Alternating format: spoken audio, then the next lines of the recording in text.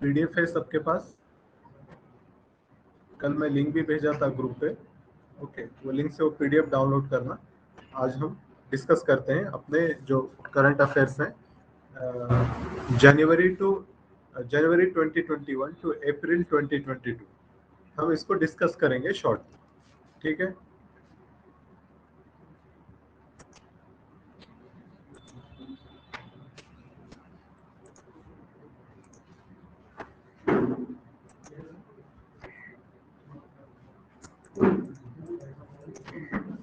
Screen दिखाई दे रही है?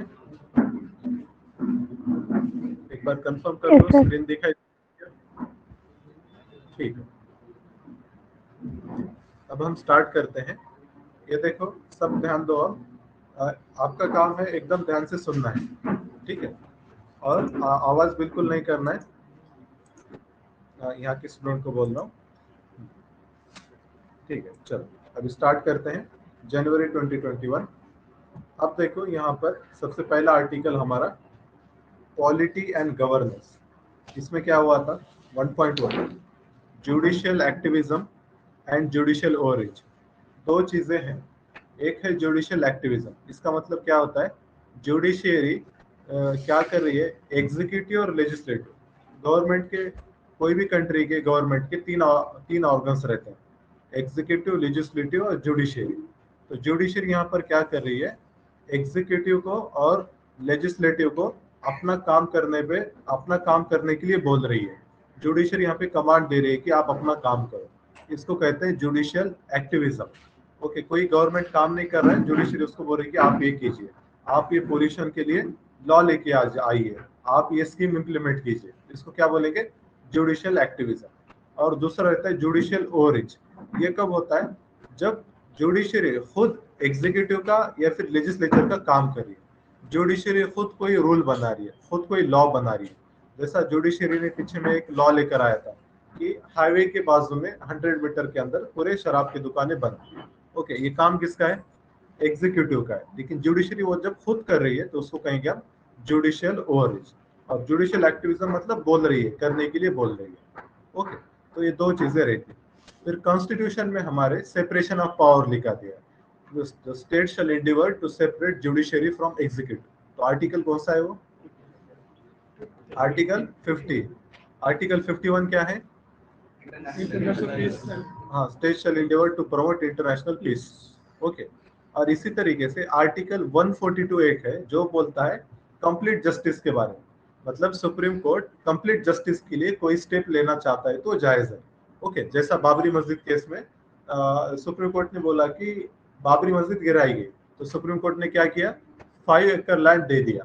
ओके, वो जगह दे दी मतलब राम टेम्पल के लिए, लेकिन 5 एकड़ लैंड दे दिया as a complete justice to the Muslim. तो आर्टिकल 142, ये चीज याद रखो। फिर इसके बाद देखो रेगुलेशन ऑफ एनजीओस। ये इशू भी काफी न्यूज में चल रहा है, काफी कंट्रोवर्सीज हुए थे।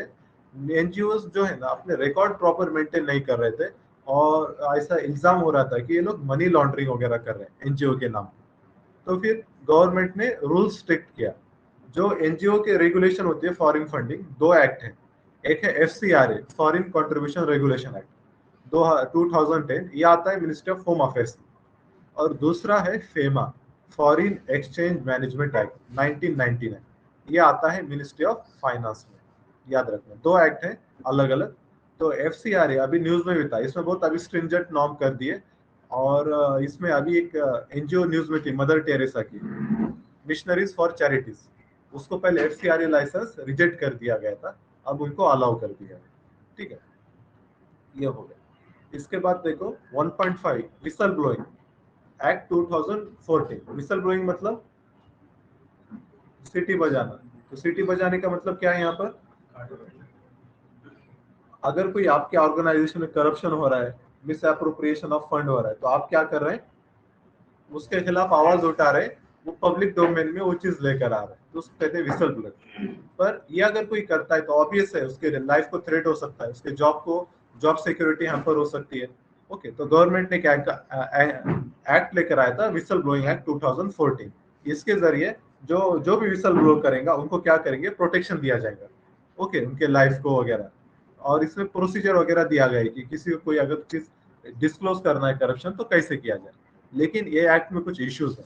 जैसा फॉर एग्जांपल, अगर आपको कोई कंप्लेन करना है ऐसा ऐसा XYZ इंस्टीट्यूशन में करप्शन हो रहा है, लेकिन वो कंप्लेन करते हो तो आपको पूरा नाम देना है, आपका पूरा एड्रेस देना है आपका।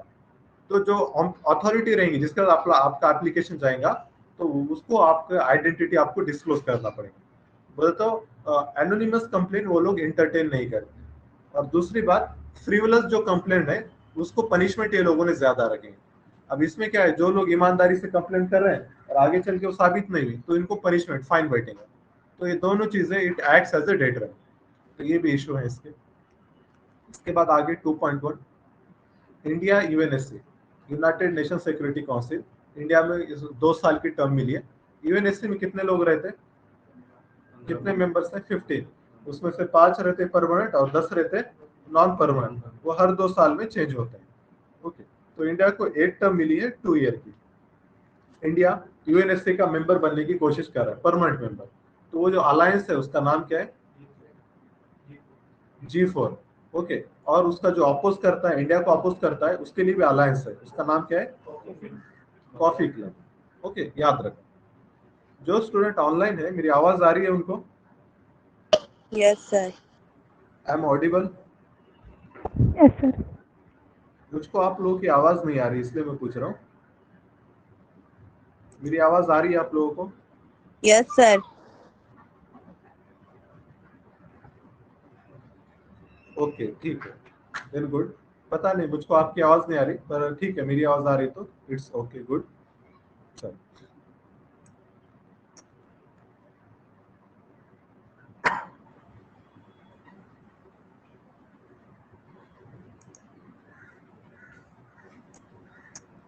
ठीक है, फिर अभी वापस डिस्कशन पे। हाँ, अब इसके बाद इंडिया वैक्सीन डिप्लोमेसी। कोविड-19 के पीरियड में इंडिया ने क्या किया, बहुत सारे जो आसपास की छोटे छोटे कंट्रीज हैं उनको इंडिया ने फ्री में वैक्सीन सप्लाई किया।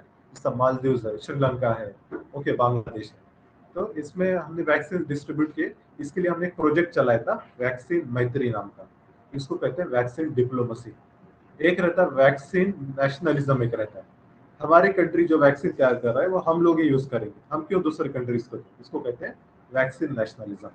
ओके, और इसके बाद देखो, 2 वैक्सीन बहुत वो टाइम पे फेमस थे, कोविशील्ड और कोवैक्सीन। कोविशील्ड बना है ऑक्सफोर्ड यूनिवर्सिटी, ओके, और कोवैक्सीन बना है भारत बायोटेक।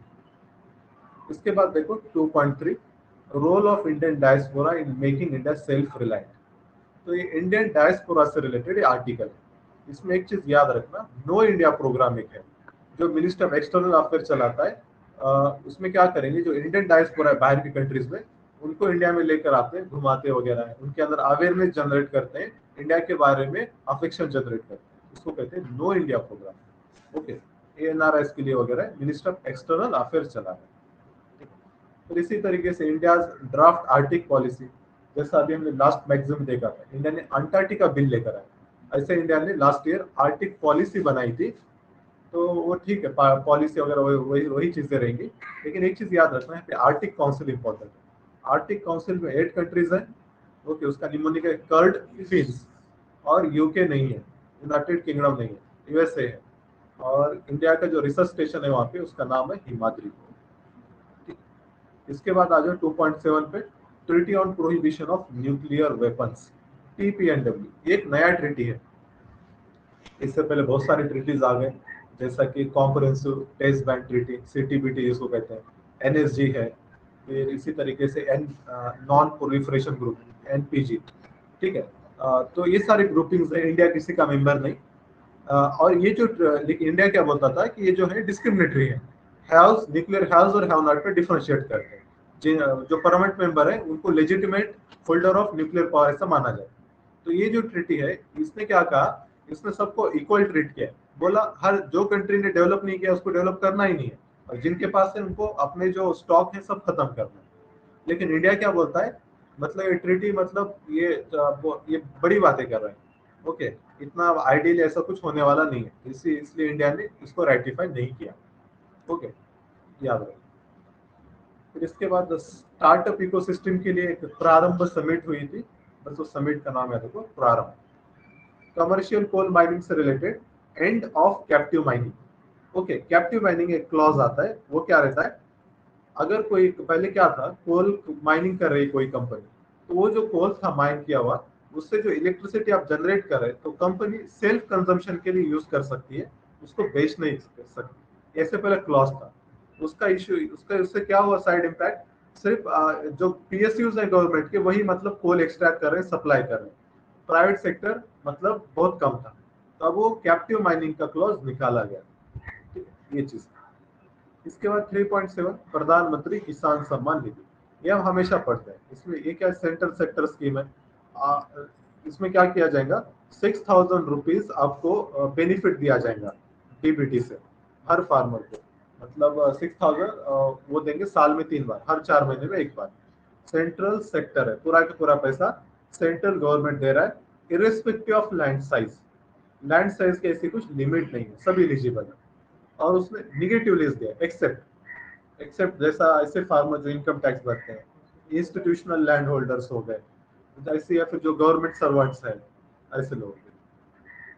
इसके बाद बोर्डो पीस अकॉर्ड वगैरह साइन हुआ था, अमेंडमेंट हुआ। तो याद रखना, बोर्डो जो है ये ऑटोनॉमस काउंसिल है, तो वो आएगा 6 शेड्यूल में। तो बताओ 6 शेड्यूल में जो ऑटोनॉमस काउंसिल बनते हैं, इसको डिक्लेयर कौन करता है, इसका एरिया वगैरह गवर्नर करता है, और 5th शेड्यूल एरिया प्रेसिडेंट करता है। ठीक है। इसके बाद अडेप्टेशन गैप रिपोर्ट, ये निकालता है UNEP, united nation environmental programme. 5.2 में क्या है, natural capital accounting and valuation of the ecosystem services. ये है मिनिस्ट्री ऑफ स्टैटिस्टिक्स और प्रोग्राम इम्प्लीमेंटेशन, इनका इनिशिएटिव है। इसमें क्या करेंगे, देखो नाम पढ़ लिए, थोड़ा सा गौर किए तो आंसर आ जाता है। Natural capital accounting, natural capital मतलब पेड़ पौधे, फॉरेस्ट, फिर वुड वगैरह, माइनर फॉरेस्ट प्रोड्यूस, ये सारी चीजें क्या नेचुरल कैपिटल है, ऑयल रिसोर्स वगैरह ये सब। तो इनका काउंटिंग करना, इनको मॉनेटरी टर्म में लेकर आना, इसको कहते हैं नेचुरल कैपिटल अकाउंटिंग। तो इसके लिए अभी एक इनिशिएटिव भी लॉन्च किया गया उत्तराखंड गवर्नमेंट में, उसको कहते हैं GEP, green environmental product. Okay, याद है, उसमें सारी चीजों को काउंट करें। इसके बाद देखो आगे, ई वेस्ट, ई वेस्ट इलेक्ट्रॉनिक वेस्ट इसको कहते हैं। यहाँ पे क्या है, ओनली 10% कलेक्ट हो, अगर 100 केजी जनरेट हो रही तो बस 10 केजी उसको रिप्रोसेस वगैरह किया जा रहा है। ई वेस्ट, ई वेस्ट के लिए ई वेस्ट रूल्स हैं अपने पास। Okay, minister of environment forest climate change इसने निकाला है, और इसमें क्लॉज है ईपीआर, एक्सटेंडेड प्रोड्यूसर रिस्पॉन्सिबिलिटी। जो प्रोड्यूसर है उसकी जिम्मेदारी है लाइफ साइकिल खत्म होने के बाद उसको रिसाइकिल करना। ओके, एक टर्म आती है ई फ्लो। तो ई फ्लो किससे रिलेटेड है, रिवर से रिलेटेड। इन्वायरमेंटल फ्लो, रिवर में मिनिमम कितना लेवल पानी रहना चाहिए, उसको कहते हैं ई फ्लो। ठीक है। इसके बाद सोलर रूफटॉप सिस्टम, 40 गीगावाट, जो हमारा टारगेट क्या है, 100 गीगावाट सोलर एनर्जी बनाना है। तो इसमें याद रखो 40 गीगावाट हम सोलर रूफटॉप से बना रहे हैं। इसमें टॉप स्टेट है कर्नाटका, याद रखो। अंटार्कटिका ओजोन होल, ये हर साल मतलब बनता है।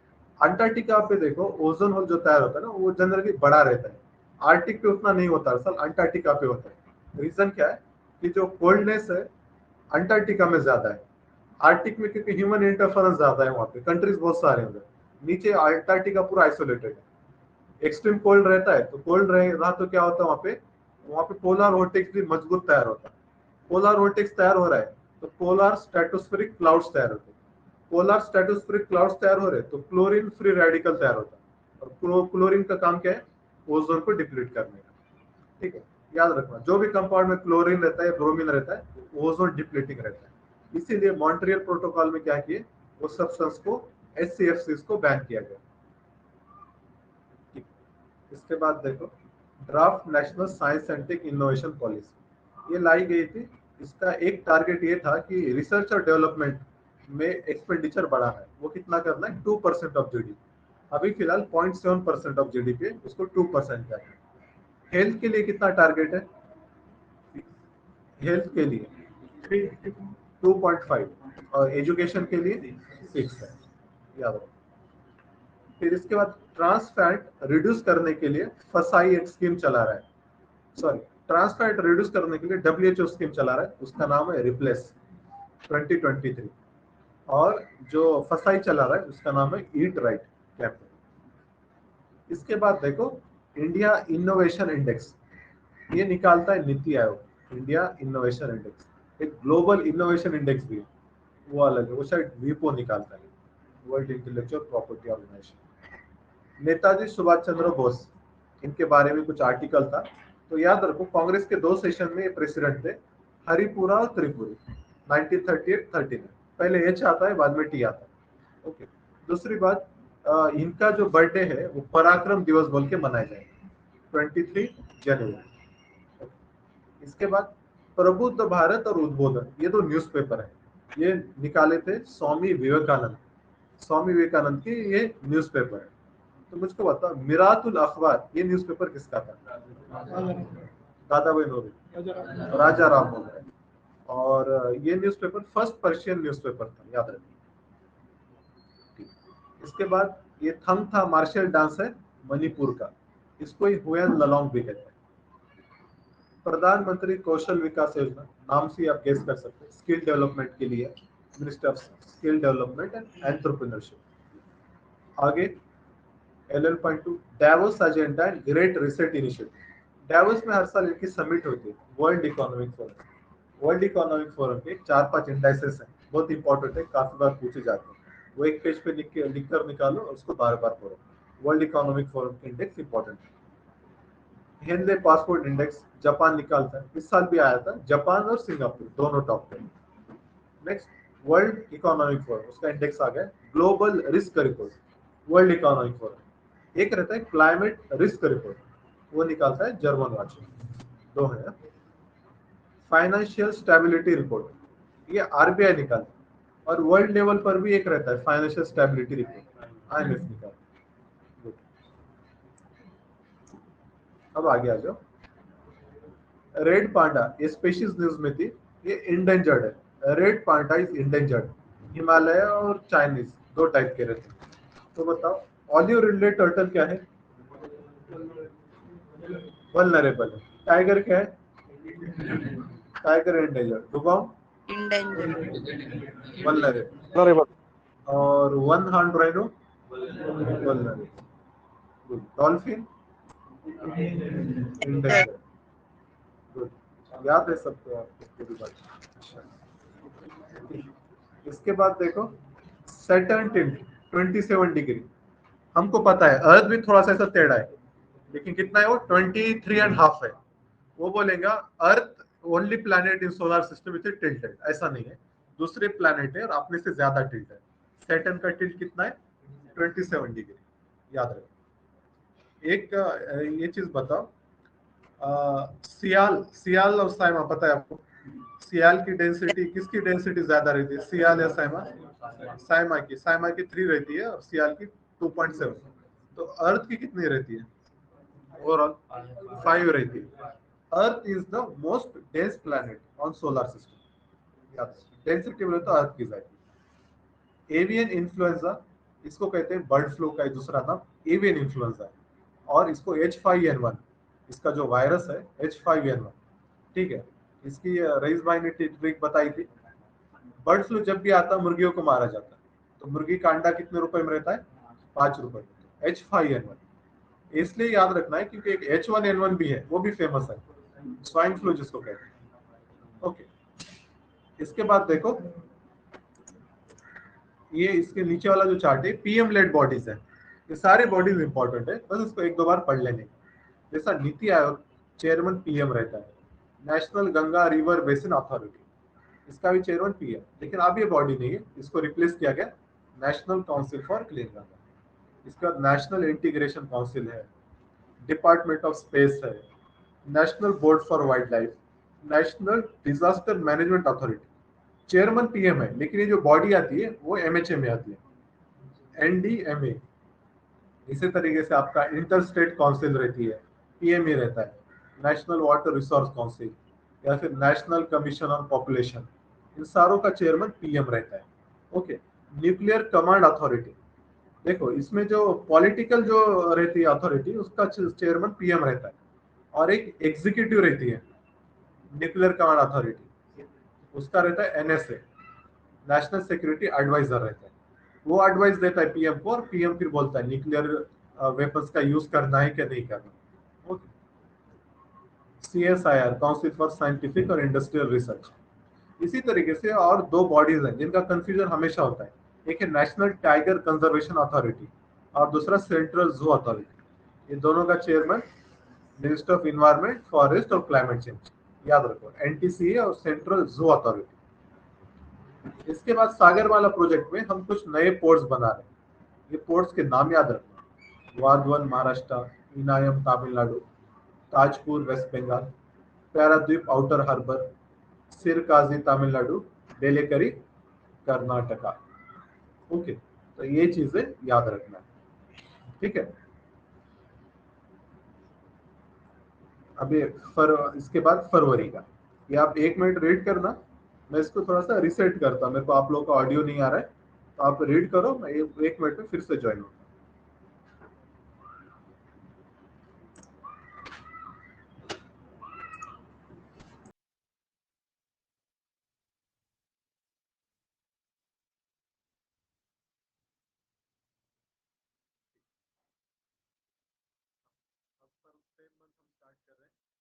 यहाँ पर क्या है देखो, first article, information technology intermediary guidelines and digital media ethics rules 2021। तो क्या हुआ था, अभी जैसे OTT प्लेटफॉर्म बहुत सारे हैं, नेटफ्लिक्स, अमेजॉन प्राइम, लेकिन इससे जो डाटा पब्लिश हो रहा था, कंटेंट, वो रेगुलेटरी एम्बिट में नहीं था। जैसा मूवीज वगैरह रहते हैं तो CBFC का सर्टिफिकेशन मिलता है, ठीक है, ऐसा ये लोगों के लिए कुछ था नहीं। यहाँ पर जो वेब सीरीज वगैरह आ रहे थे, लेकिन उसका क्या हो रहा था, मिसयूज हो रहा था। तो फिर गवर्नमेंट ने क्या किया, इनको भी इंफॉर्मेशन ब्रॉडकास्टिंग मिनिस्ट्री के रेगुलेशन में लेकर आया। तो लेकिन गवर्नमेंट क्या करता है जनरली, जब भी मीडिया को अपने अंडर में लेके आता है, डायरेक्ट नहीं लाता है, एक कोई इंडिपेंडेंट बॉडी बनाता और वो रूल सेट करती। तो आवाज नहीं आ रही मेरी?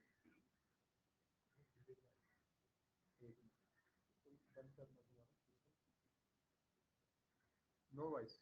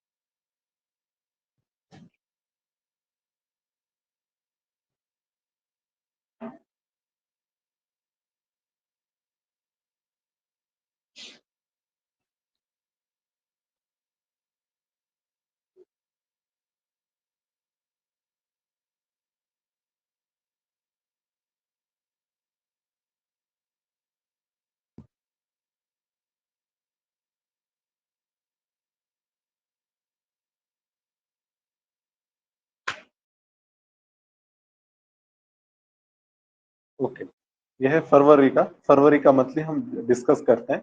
स्क्रीन दिखाई दे रही है सभी को? स्क्रीन विजिबल है? Yes sir. ठीक है, चलो अब देखो 1.1, information technology intermediary guidelines and digital media ethics codes. ये नए रूल्स लाए गए। हो क्या रहा था, जैसे OTT प्लेटफॉर्म्स हैं, नेटफ्लिक्स, अमेजॉन प्राइम, इसके ऊपर अलग अलग मतलब वीडियोस हैं, वेब सीरीज हैं, ये आ रहे थे, पर ये मतलब under the control of any regulation नहीं थे। जैसा मूवीज वगैरह रहते हैं, CBFC का सर्टिफिकेशन चाहिए मूवी लॉन्च करने से पहले, ओके, लेकिन ये लोगों को था नहीं, तो इसका मिसयूज हो रहा था। तो फिर गवर्नमेंट ने क्या किया, OTT प्लेटफॉर्म्स को भी under the ambit of minister of information broadcasting लेकर आया, ओके। लेकिन गवर्नमेंट जब भी मीडिया की वगैरह बात आती है तो गवर्नमेंट डायरेक्ट इंटरवेंशन नहीं करता है, एक इंडिपेंडेंट बॉडी बनाता है और वो बॉडी रेगुलेट करेंगे। जैसा प्रेस के लिए प्रेस काउंसिल ऑफ इंडिया है, इसमें गवर्नमेंट के लोग भी रहते, जर्नलिस्ट भी रहते, जज भी रहते, सारे लोग रहते। ऐसा ही फिर उसने गवर्नमेंट ने क्या बोला, हम 3 टियर स्ट्रक्चर बनाएंगे। अगर कोई मतलब कोई डाटा ऐसा पब्लिश होता है जो कि मतलब किसी को हर्ट हो रहा है या फिर उसमें इनअप्रोप्रिएट थिंग्स है, तो पहले आप कंप्लेन करेगा, कंज्यूमर कंप्लेन करेगा पब्लिशर को जिसने पब्लिश किया। अगर पब्लिशर उसको रेक्टिफाई नहीं करता है तो एक बॉडी रहेंगी, सारे पब्लिशर मिलके एक बॉडी बनाएंगे, उनके उनके पास जाएंगे। और अगर वो बॉडी से भी मतलब आप रेक्टिफाई नहीं कर सकते तो फिर वो गवर्नमेंट के पास आएंगे, मिनिस्ट्री ऑफ इंफॉर्मेशन ब्रॉडकास्टिंग में मतलब वो इशू चला जाएंगे। तो ऐसे 3 स्टेज पे लेकर आए थे। आगे आएगा वो जो सेकंड स्टेज पे जो बॉडी थी ना, उसका वो बनाई गई, उसका एक नाम भी है, वो आगे हम आएगा तब डिस्कस करते हैं, ठीक है। इसके बाद देखो सेडिशन लॉ न्यूज में था, ये आया था अराउंड 1860s में, section 124A of Indian penal code, okay. और 1870 में क्या हुआ था, वहां भी मूवमेंट वगैरह पीक पर थी वो टाइम पे, तो मेनली उसको कर्व करने के लिए लाया गया था। अभी उसका जजमेंट भी आया, सुप्रीम कोर्ट ने स्टे ऑर्डर दिया है सेक्शन 124A को। दूसरी बात, इससे रिलेटेड कुछ जजमेंट है, जैसा एक फेमस जजमेंट है Kedarnath case. Kedarnath case 1960s में आया था। वो टाइम पे उसने वैलिड बोला था, सेडिशन लॉ इज वैलिड है नेशन के इंटरेस्ट में, ओके। पर लेकिन अब कंडीशन बहुत बदल गए हैं, अब इसकी जरूरत है या नहीं, इस पर केस चल रहा है। दूसरा और एक केस है विनोद दुआ केस, केदारनाथ और विनोद दुआ, नाम याद रखना, बस वो पूछेगा कि केदारनाथ केस किससे रिलेटेड है, तो हमको बताने आना चाहिए। इसके बाद pardoning power of president and governor, काफी इंपॉर्टेंट है, आर्टिकल हमको पता रहना चाहिए। प्रेसिडेंट के लिए आर्टिकल 72 और गवर्नर के लिए आर्टिकल 161, ये दोनों है। अब प्रेसिडेंट की जो पार्डनिंग पावर रहती है उसमें जैसा वो 5 टाइप कुछ रहते हैं। एक है पार्डन, पार्डन मतलब वो चार्ज भी निकाल देते हैं, सजा तो माफ करते हैं, वो जो चार्ज है वो भी निकाल देते हैं, एकदम बाइज्जत बरी जिसको बोलते हैं, ये हो गया। दूसरा रहता है, एक रहता है कम्यूटेशन। कम्यूटेशन में क्या करते हैं, कम्यूट मतलब एक जगह से दूसरी जगह जाना, तो उसमें क्या होता है, one form of punishment into another form, जैसा रिगरस इंप्रिजनमेंट है तो सिंपल इंप्रिजनमेंट, ये हो गया कम्यूटेशन। एक रहता है रिमिशन, रिमिशन मतलब सेम मिशन, 14 साल की सजा 7 साल की सजा कर दी, तो उसको कहते हैं रिमिशन। एक रहता है रिस्पाइट, रिस्पाइट में एसपी है, एसपी मतलब स्पेशल सर्कमस्टेंसेस, हैंडीकैप है कोई, प्रेग्नेंट है कोई, तो उसको कुछ कंसेशन देते हैं। और एक रहता है रिस्पाइट के बाद रिप्राइव, रिप्राइव में पी है, पी मतलब पॉज, किसी वजह की वजह से टेम्पररी क्या करते हैं, पॉज देते हैं, स्टे ऑर्डर देते हैं, उसको कहते हैं रिप्राइव, याद रखो, मैच द पेयर से पूछता है। देन रजिस्टर्ड अनरिकॉग्नाइज्ड पार्टी, अब पार्टी का जो रजिस्ट्रेशन है, ये सारी जो चीजें हैं वो आरपी है, रिप्रेजेंटेशन ऑफ पीपल एक्ट 1951 में आती। 2 आर्टिकल है, 2 एक्ट है, एक 50 का एक्ट है, सेम नाम है, 51 का है। जो 50 का एक्ट है उसमें मतलब लिमिटेड चीजें, जैसा इलेक्टोरल रोल्स बनाना है, कॉन्स्टिट्यूंसी का डिलिमिटेशन है, ये चीजें आती है। लेकिन 51 का है, उसमें बहुत सारी चीजें, जैसा वो जो कैंडिडेट्स हैं उनके क्वालिफिकेशन, डिसक्वालिफिकेशन, उसमें पूरे दिए हुए हैं। फिर इसी तरीके से पार्टी का रजिस्ट्रेशन, याद रखो इलेक्शन आपको लड़ने के लिए पार्टी का रजिस्ट्रेशन होना जरूरी है, रिकॉग्नाइज पार्टी होना जरूरी नहीं है, ओके। दूसरी बात, पार्टी रिकॉग्नाइज है मतलब क्या, एक रिकॉग्नाइजेशन मिलना मतलब नेशनल पार्टी का स्टेटस मिलना या स्टेट पार्टी का स्टेटस मिलना, ओके। और रजिस्टर मतलब रजिस्टर तो हर पार्टी को करना ही है। दूसरी बात, जो इलेक्शन कमीशन जो है, ये रजिस्टर करने की पावर है इसको, लेकिन डी रजिस्टर करने की पावर नहीं है। रजिस्टर कर सकता है, डी रजिस्टर किसी पार्टी को नहीं कर सकता, ये इशू चल रहा है, डिमांड हो रही है कि उसको पावर दी जाए। दूसरी बात, रिकॉग्निशन एज नेशनल और स्टेट पार्टी देता है, लेकिन डी रिकॉग्नाइज करने की भी पावर है। कोई पार्टी थी पहले बहुत सीट आते थे, और अब क्या हो गया, वो पार्टी का सीट्स भी कम आ रहे, और पहले ऑल इंडिया थी, अब एक से एक ही स्टेट में, तो उसका नेशनल पार्टी स्टेटस चला जाएगा, तो वो पावर है। डी रिकॉग्नाइज करने की पावर है, डी रजिस्टर करने की पावर नहीं है, ओके। इसके बाद आर्बिट्रेशन कंसिलिएशन, आर्बिट्रेशन मतलब क्या है, एक थर्ड पार्टी को बिठाते हैं, वो दोनों में का क्या करेगी, झगड़ा सॉल्व कर देगी, उसको आर्बिट्रेशन कहते हैं, ओके। तो इसके लिए कमिटी बिठाई गई थी, BL Shri Krishna committee, okay. अब आगे इंडिया मॉरिशस, इंडिया वहां पे आगालेगा आइलैंड डेवलप कर रहा है, याद रखो। फिर इसके बाद इंडिया ने मालदीव्स में एक नवाल हार्बर बनाया, उथुरुथिलाफलू।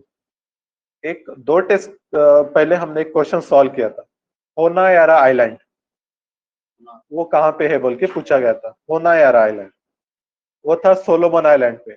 चाइना वहां पे मिलिट्री बेस बना रहा है, इसलिए न्यूज में था। ओके, मिलिट्री कूप म्यांमार में हुआ, ये 3rd टाइम था। म्यांमार जो इंडिया से सेपरेट हुआ वो 1935 में हुआ था, याद रखो। इसके बाद trans Pacific partnership, comprehensive and progressive, ये एक अलायंस होने वाला था, अलायंस है, अभी चल रहा है इसके डेलीगेशन, ये हम नेक्स्ट पेज पे देखेंगे। इसमें अभी फिलहाल 11 कंट्रीज हैं। फिर इसके बाद कुछ ट्रीटीज हैं जो न्यूक्लियर आर्म को रिड्यूस करने के लिए साइन किए थे यूएसए ने और रशिया ने, उनके बस नाम याद रखना, salt, start, salt, new start.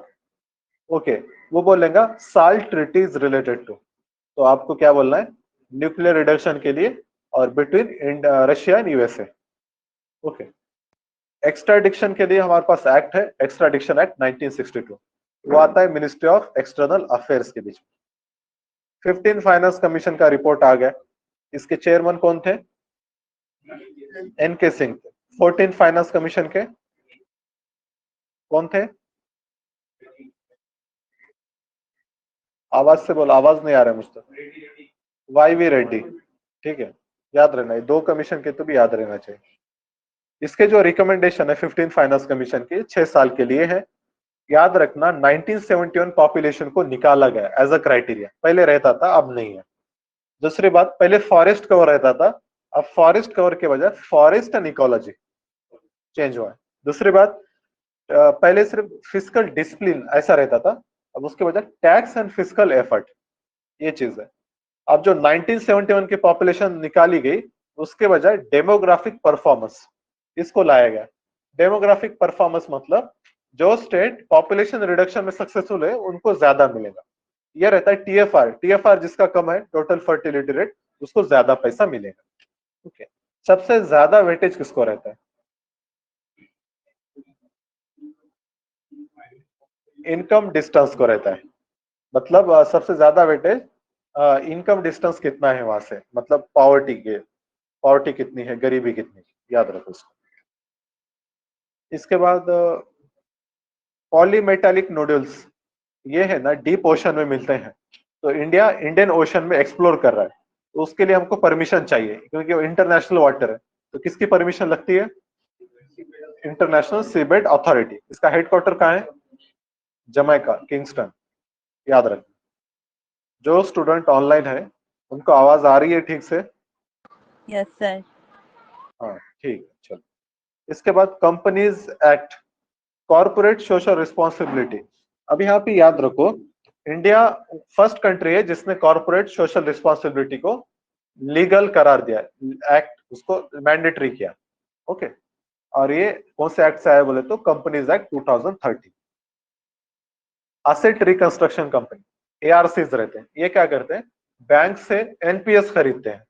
Okay, इसलिए इनको असेट रिकंस्ट्रक्शन कहते हैं। इनका जो एस्टेब्लिशमेंट होता है सरफेसी एक्ट से होता है 2002। इंटीग्रेटेड ओम्बड्समैन स्कीम, ये आरबीआई की है।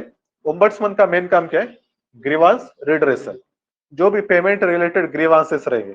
मैं एग्जाम की फीस भर रहा था, तो बीच में ही साइट क्या हो गई, हैंग हो गई, और मेरा पैसा तो कट हो गया लेकिन फीस पे नहीं होगी, तो ये जो है इशू मैं किसके पास कहूंगा, ये इंटीग्रेटेड ओम्बड्समैन को मैं बोलूंगा। ओके, तो ऐसा रहता है। तो इसके बाद देखो, रोड सेफ्टी के लिए कुछ डिक्लेरेशन है, जैसा ब्राजीलिया डिक्लेरेशन 2015 का, और अभी आया है स्टॉकहोम डिक्लेरेशन। डिफेंस मॉडर्नाइजेशन, हमने एक पोर्टल बनाया सृजन पोर्टल, वो है डिफेंस इंडिजनाइजेशन के लिए। उसमें हम आर्मी मतलब इंडियन गवर्नमेंट बोलेंगे हमको ये चीजों की जरूरत है, इतने टैंक्स चाहिए, इतने गन्स चाहिए, और डोमेस्टिक मैन्युफैक्चरर को वो देख के मतलब अपना प्रोडक्शन करेंगे वही हिसाब से, उसको सृजन पोर्टल कहते हैं। उतना खास नहीं, छोड़ सकते। Olive Ridley turtle vulnerable. और क्या हो रहा है, जल जीवन मिशन, ये किस लिए है, पाइप्ड वाटर कनेक्शन, तो अभी अर्बन एरियाज में भी लॉन्च किया गया, ठीक है, ministry of housing urban affair. Then heavy metal pollution हो रहा है, हेवी वाटर पोल्यूशन, तो देखो दो, एक ईस्टर्न स्टेट में अलग रहता है, वेस्टर्न में अलग।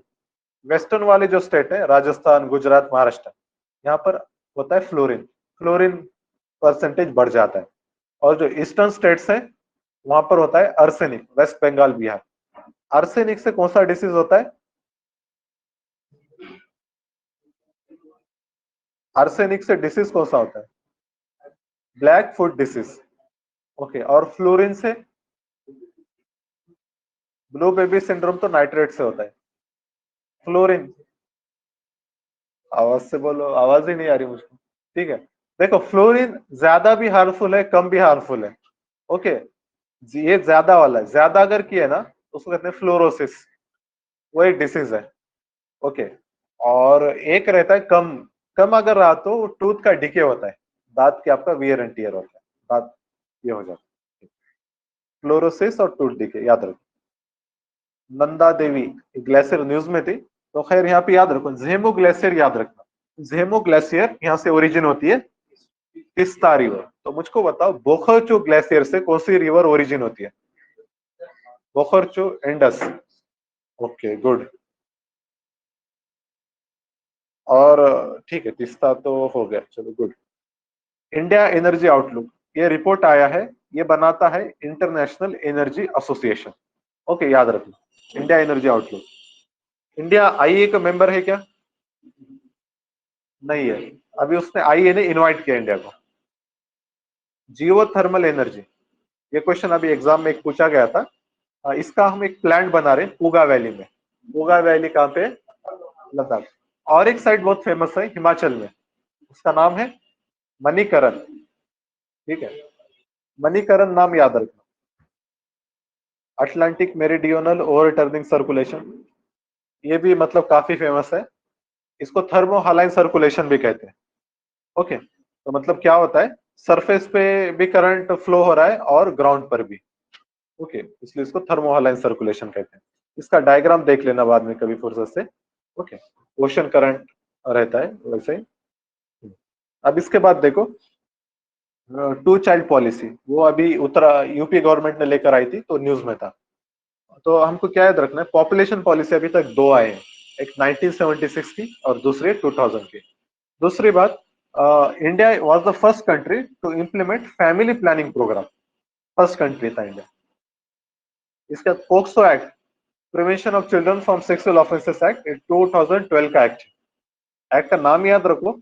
ऐसे जो एक्ट है ना, एथिक्स से केस स्टडी में आंसर लिखने को काम को आते हैं। ऐसे केस स्टडी आ गई, कोई चाइल्ड अब्यूज हो गया, तो आपको बोलना रहता है कि मैं ये एक्ट की प्रोविजन यूज करूंगा, तो एक्ट के नाम याद रहना चाहिए। और इसके बाद देखो, नेशनल स्ट्रेटेजी ऑन ब्लॉकचेन, ये लाई गई थी। ओके, तो इसमें क्या है, ब्लॉकचेन मतलब क्या है, हाईली सिक्योर डिस्ट्रीब्यूटेड लेजर। इसमें क्या होता है, डाटा स्टोर करते हैं हर कंप्यूटर पे, एक सिस्टम पे नहीं होता है, हर कंप्यूटर पे, इसलिए इसको डिस्ट्रीब्यूटेड लेजर कहते हैं। लेजर मतलब रिकॉर्ड बुक, डिस्ट्रीब्यूटेड मतलब डिस्ट्रीब्यूटेड, अलग अलग जगह।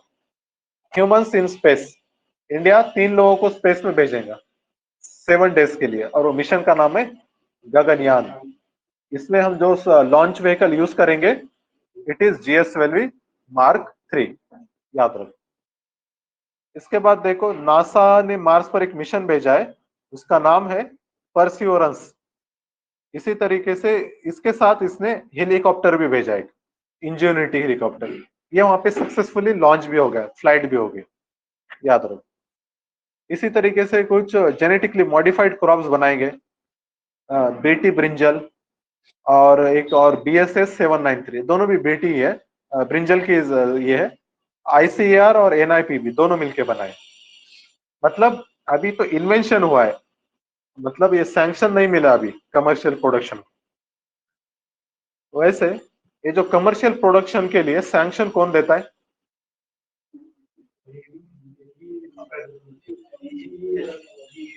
ओके, ऑनलाइन स्टूडेंट, आवाज आ रहा है क्या मेरा? यस I'm सर, आ audible? रहा है। ऐसा आप Yes, लोग जवाब दो ना। जेनेटिक इंजीनियरिंग के लिए जो सैंक्शन लगती है कौन देता है? GAC। हाँ, GEC, genetic engineering appraisal committee. हाँ, और कौन से मिनिस्ट्री में आता है? एनवायरमेंट में आ रहा है। Ministry of environment and forest climate. Okay, याद रखो। इसके बाद देखो एंशिएंट बुद्धिस्ट मोनास्ट्री, ये पालास के ऊपर था। पालास ने कौन से मोनास्ट्री बनाए, तो विक्रमशिला, जगतदाला, उदानपुरी, याद रखना। और ये कब था, पाला मतलब ये अपने पास है tripartite struggle 750 to 1000, Rashtrakutas, Gurjar Pratiharas और पालस, याद रखना। पाला में फाउंडर कौन था, गोपाला, और मोस्ट फेमस रूलर धर्मपाला। उसके बाद अहोम किंगडम। अहोम किंगडम ये बहुत एक कई जमाने से थी आसाम में। फोर्स्ड लेबर यहाँ पे होता था, फोर्स्ड लेबर को ये लोग पाइक कहते थे। और यहाँ पर किंग के प्रेज में बहुत सारी किताबें लिखी गई, वो जो लिटरेचर है उसको बुरानजीज कहते हैं। ओके, इसके बाद किसान क्रेडिट कार्ड, इसमें लोन देते हैं फार्मर को। डेमोक्रेसी इंडेक्स ये निकाला है इकोनॉमिक इंटेलिजेंस यूनिट, और इसने इंडिया को फ्लॉड डेमोक्रेसी का है। ओके, उसके बाद आगे बायोडाइवर्सिटी एक्ट, चिपको मूवमेंट। चिपको मूवमेंट 1973 में हुई थी, सुंदरलाल बहुगुणा इसके लीडर थे, उत्तराखंड में हुई थी। एक चीज ये होगी। दूसरी बात, इसके ऊपर वर्ल्ड सस्टेनेबल डेवलपमेंट समिट। देखो वर्ल्ड सस्टेन, हमको लगेगा IMF वर्ल्ड बैंक लेता हूँ, नहीं, ये लेता है टेरी। इसका फुल फॉर्म है द एनर्जी रिसोर्स इंस्टीट्यूट, टेरी लेता है, टेरी, याद रखना। उसके बाद कैराकल, ये क्या है, वाइल्ड कैट है, इसको अभी रिकवरी प्रोग्राम में ऐड किया गया। 2020 tree city of the world, Hyderabad. देखो हमारे नोट्स में से क्वेश्चन आया था 21 का, ये आया था कि नहीं क्वेश्चन, ट्री सिटी। इस साल की ट्री सिटी याद करना, दो है, मुंबई और हैदराबाद, दोनों को वो आर्बर डे फाउंडेशन और FAO दोनों मिलकर निकालते। स्प्लिंटरनेट, ये क्या रहता है, स्प्लिट इंटरनेट। मतलब यहाँ पे क्या रहता है, चाइना के वगैरह जो लोग है ना, चाइना अपना इंटरनेट बाहर के इंटरनेट से डायरेक्ट इंटीग्रेटेड नहीं रहता, उनका अलग रहता है, उसको स्प्लिट इंटरनेट कहते हैं।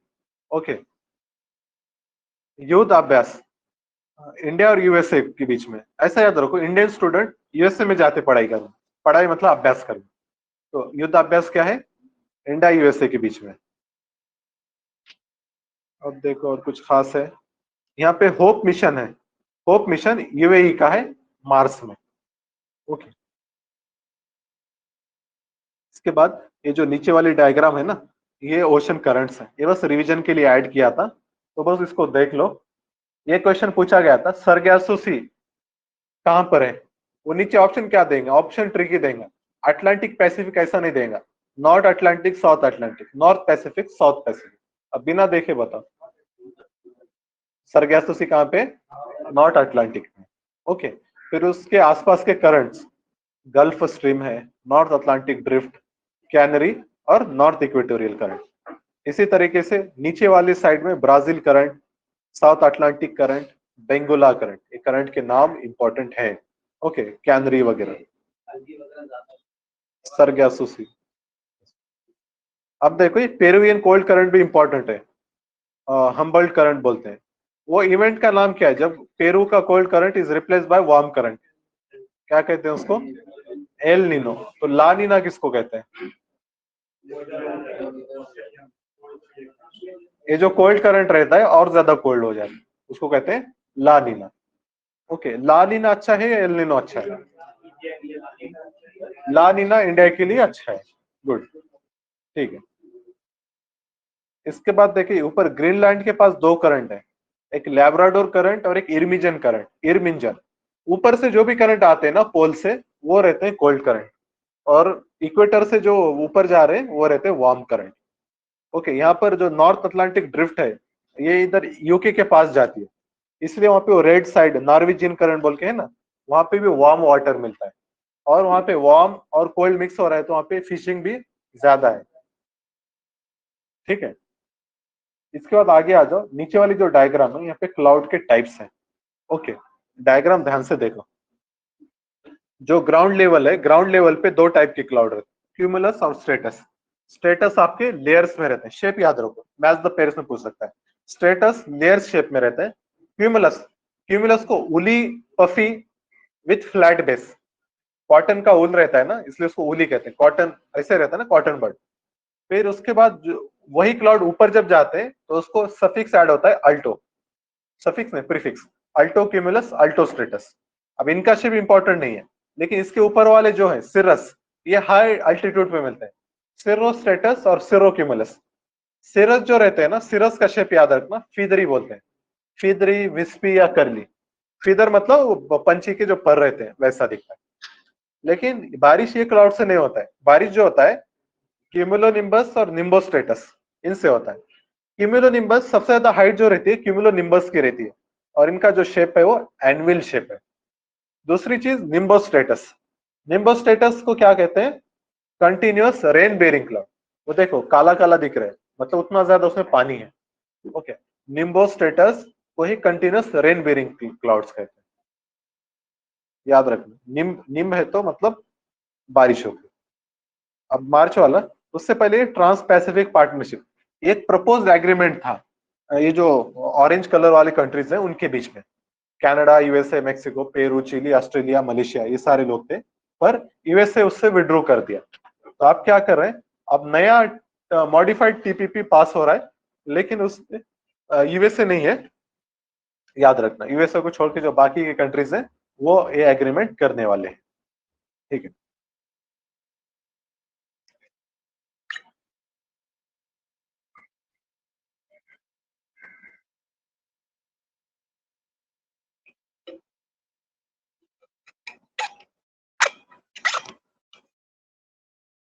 ओके, अब आगे आ जाओ, मार्च का मंथली। इसमें क्या हुआ देखो, यूनिफॉर्म सिविल कोड हमेशा पढ़ते हैं, आर्टिकल 44, और पर्सनल लॉज याद रखना कॉन्करेंट लिस्ट में है। ओके, और दूसरी बात, यूनिफॉर्म सिविल कोड ये क्या है, तो लिबरल इंटेलेक्चुअल डायरेक्टिव प्रिंसिपल है। डीपीएसपी 3 टाइप के रहते हैं, एक सोशलिस्ट, दूसरा है गांधीयन, और तीसरा है लिबरल इंटेलेक्चुअल, ठीक है। तो free legal aid to all, ये क्या है, लिबरल है, सोशलिस्ट है, गांधीयन है, क्या है, सोशलिस्ट है। Okay, organising village panchayat Gandhian है, और prohibiting intoxicating drinks, drugs Gandhian है। ओके, तो ऐसा ये भी इस टाइप में भी क्वेश्चन पूछे जा सकते हैं। देन कॉलेजियम सिस्टम हमको पता है, सुप्रीम कोर्ट, ठीक है। तो कोई बात नहीं।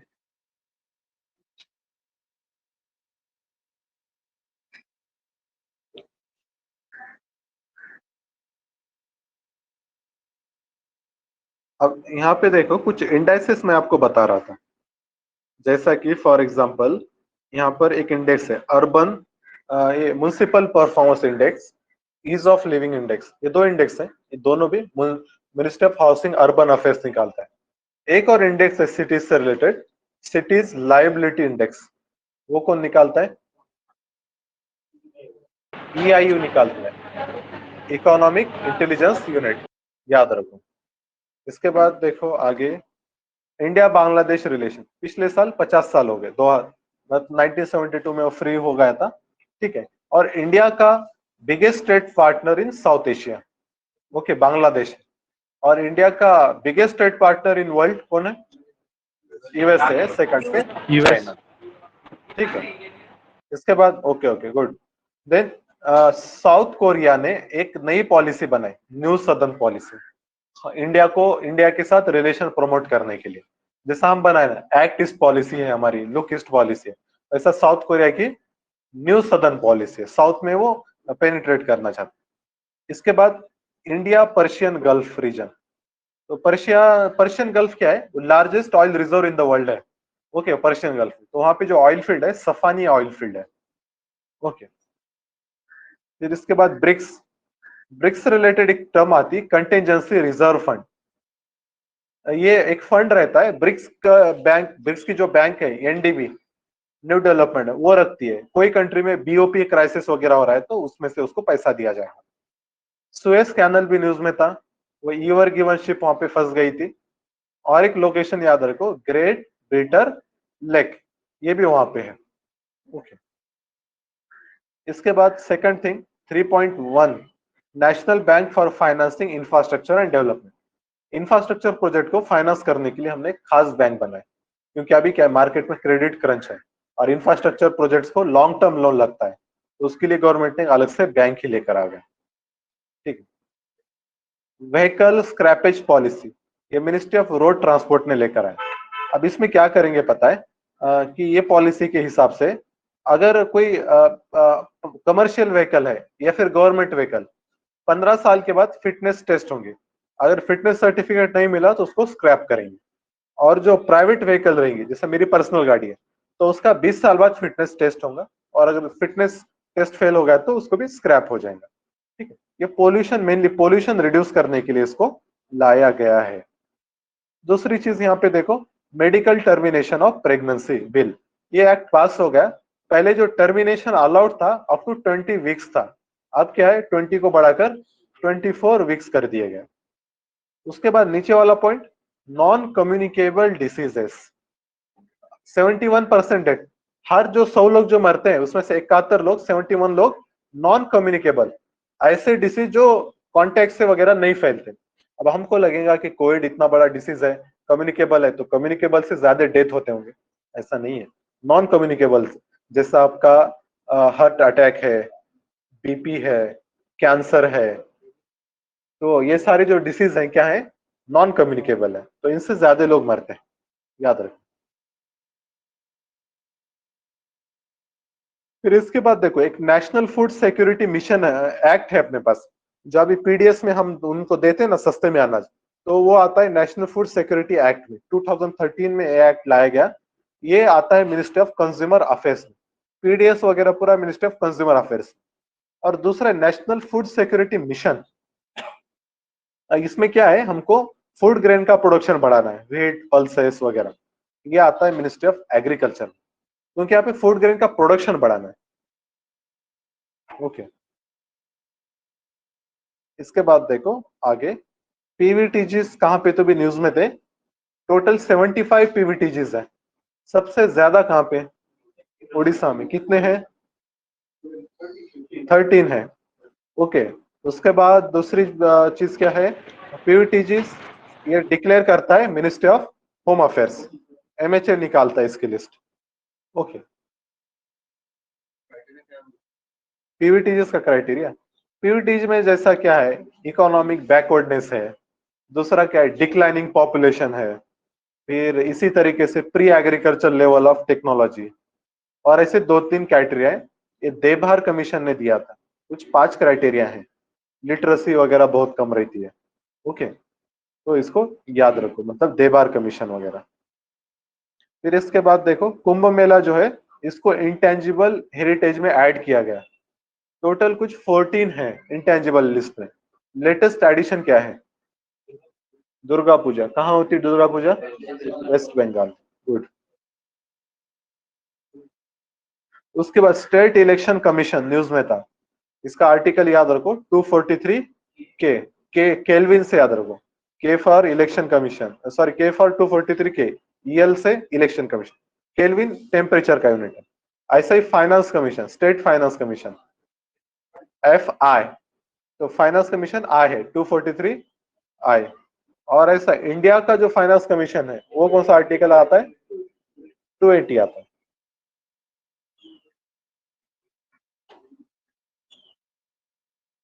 कुछ इंपॉर्टेंट चीजें मैं लेता हूं आप यहाँ पे डिस्कशन में। ओके,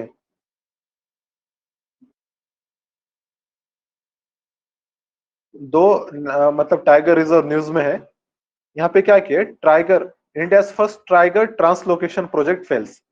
कन्ना जो अपना नेशनल पार्क है, टाइगर रिजर्व है, वहां से कुछ टाइगर ट्रांसफर किए थे सतकोसिया में, सतकोसिया ओडिशा में है। ओके, लेकिन वो फेल हो गया, एक की डेथ हो गई और दूसरा क्या हो गया, वहां के आसपास के विलेज में चला गया, तो उसको फिर वापस लाके छोड़ दिया। ठीक है, तो मुझको बताओ सरिस्का टाइगर रिजर्व कहाँ पे है, राजस्थान में। और विशालधारी, वो क्या है, विशालधारी टाइगर रिजर्व, रामगढ़ विशालधारी, राजस्थान में ही है। श्री विलुपुत्तूर मुदुमलाई तमिलनाडु में है। और गुरु घासीदास टाइगर रिजर्व छत्तीसगढ़ में है। गुड गुड, ये सब रिसेंट वाले।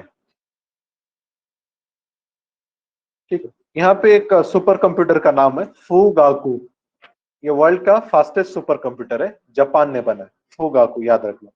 इंडिया की जो फास्टेस्ट है तो उसमें परम वगैरह ऐसे नाम रहते हैं, परम शिवाय, परम शक्ति वगैरह ऐसे कुछ नाम।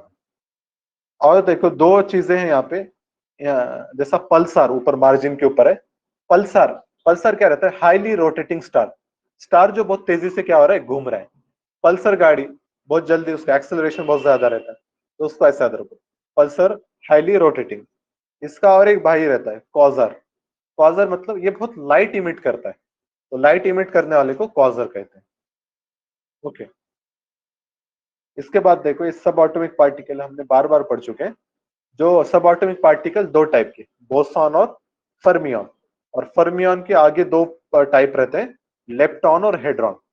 इलेक्ट्रॉन न्यूट्रिनो लेप्टॉन्स में आते हैं, और हेड्रॉन्स मतलब प्रोटॉन न्यूट्रॉन, ये हेवी वेट रहते हैं, लेप्टॉन्स में लाइट वेट रहते हैं, और बोसॉन में हिग्स बोसॉन वगैरह ये आते हैं। ओके, इकोनॉमिक्स से पूछता है कभी कभी, गिफेन गुड्स और वेबलेन गुड, ये दोनों भी ऐसे गुड्स रहते हैं इनका प्राइस बढ़ा ना डिमांड बढ़ता है, लेकिन दोनों में एक डिफरेंस है, गिफेन गुड इंफीरियर रहते और वेबलेन गुड लग्जरी गुड रहते। गिफेन गुड मतलब जैसा सपोज ओनियन की प्राइस बढ़ रही है, लोग क्या करते हैं, लेके उसको स्टोर करते हैं, इसलिए उसकी डिमांड बढ़ती है, क्योंकि लोग और ज्यादा बढ़ने वाले। तो इंफीरियर रह के भी क्या हो रहा है, डिमांड बढ़ रही है। और एक रहता है वेबलेन, जैसा इसमें क्या रहता है, कुछ एक क्लास ऐसा रहता है लोगों में जिनको शौक क्या रहता है, बस वो चीज महंगी रहना चाहिए, महंगी रही तभी वो लूंगा मैं, जैसा डायमंड की रिंग या फिर बहुत एक आलीशान कार है, दुबई के लोगों के ऐसे शौक रहते हैं, मतलब चीज क्या है वो मैटर नहीं करती, लेकिन महंगी रहना चाहिए, तो जितना ज्यादा प्राइस उतनी ज्यादा उसकी डिमांड। तो ऐसे गुड को क्या कहेंगे, वेबलेन गुड, याद रखो। नॉर्थ ईस्ट फ्रंटियर एजेंसी, ये पहले एक स्टेट था अपना ब्रिटिश के टाइम में, जो अभी का क्या है, अरुणाचल प्रदेश। ओके, नॉट आसाम, आसाम नहीं है, Arunachal Pradesh. Okay, online student आवाज आ रहा है क्लियर? Yes sir. ओके ठीक, चलो इसके बाद अब हम आते हैं अप्रैल में। ठीक है, अप्रैल में आ जाओ, अब यहाँ पे ध्यान से देखो, ऑनलाइन डिस्प्यूट रिजोल्यूशन, वही है ऑनलाइन, मतलब कोविड-19 वगैरह चल रहा था, तो ऑनलाइन जरिए ई कोर्ट वगैरह ये सारों को प्रमोट करना, इसके लिए कमेटी बिठाए थे, एक सिक्री कमेटी। दूसरा है पार्लियामेंट फंक्शनिंग पे आर्टिकल आया था, उसमें बोला गया था कि पार्लियामेंट के जो सिटिंग्स है बहुत कम हो गए, डिस्ट्रप्शन बहुत ज्यादा हुए। तो यहाँ एक इंपॉर्टेंट रिकमेंडेशन है जो NCRWC ने दिया था, national commission to review the working of constitution. ये कब आया था, इसका चेयरमैन कौन था? 2000 में आया था, 2000, और चेयरमैन जस्टिस वेंकटचलिया, नाम याद रखो, एक को भी याद नहीं आ रहा है। ओके, इंपॉर्टेंट है, जस्टिस वेंकटचलिया। सेकंड ARC का कौन था चेयरमैन? वीरप्पा मोइली। और फर्स्ट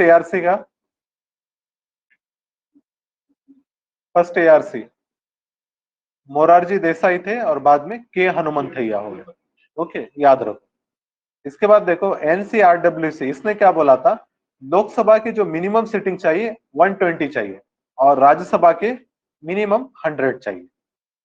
इसके बाद मैत्री पावर प्रोजेक्ट न्यूज में था, यह है इस इंडिया और बांग्लादेश दोनों के बीच में, मतलब दोनों इलेक्ट्रिसिटी शेयर करने वाले, मैत्री पावर प्रोजेक्ट।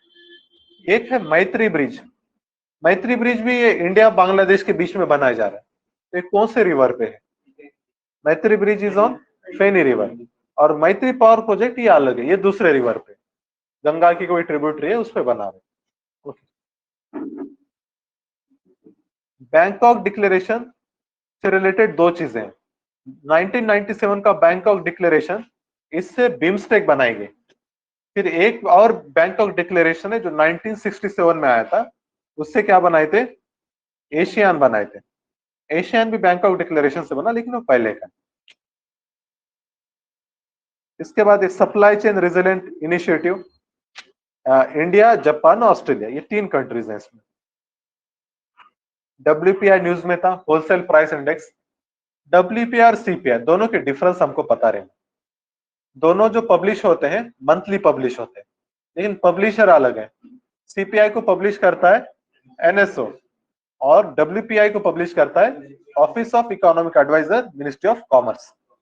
दूसरी बात, CPI में गुड्स और सर्विसेज दोनों आते हैं, WPI में ओनली गुड्स, चौथी चीज सीपीआई, इसमें सबसे ज्यादा जो वेटेज रहता है फूड को रहता है, और डब्ल्यूपीआई में मैन्युफैक्चरिंग गुड्स को। गुड, ठीक।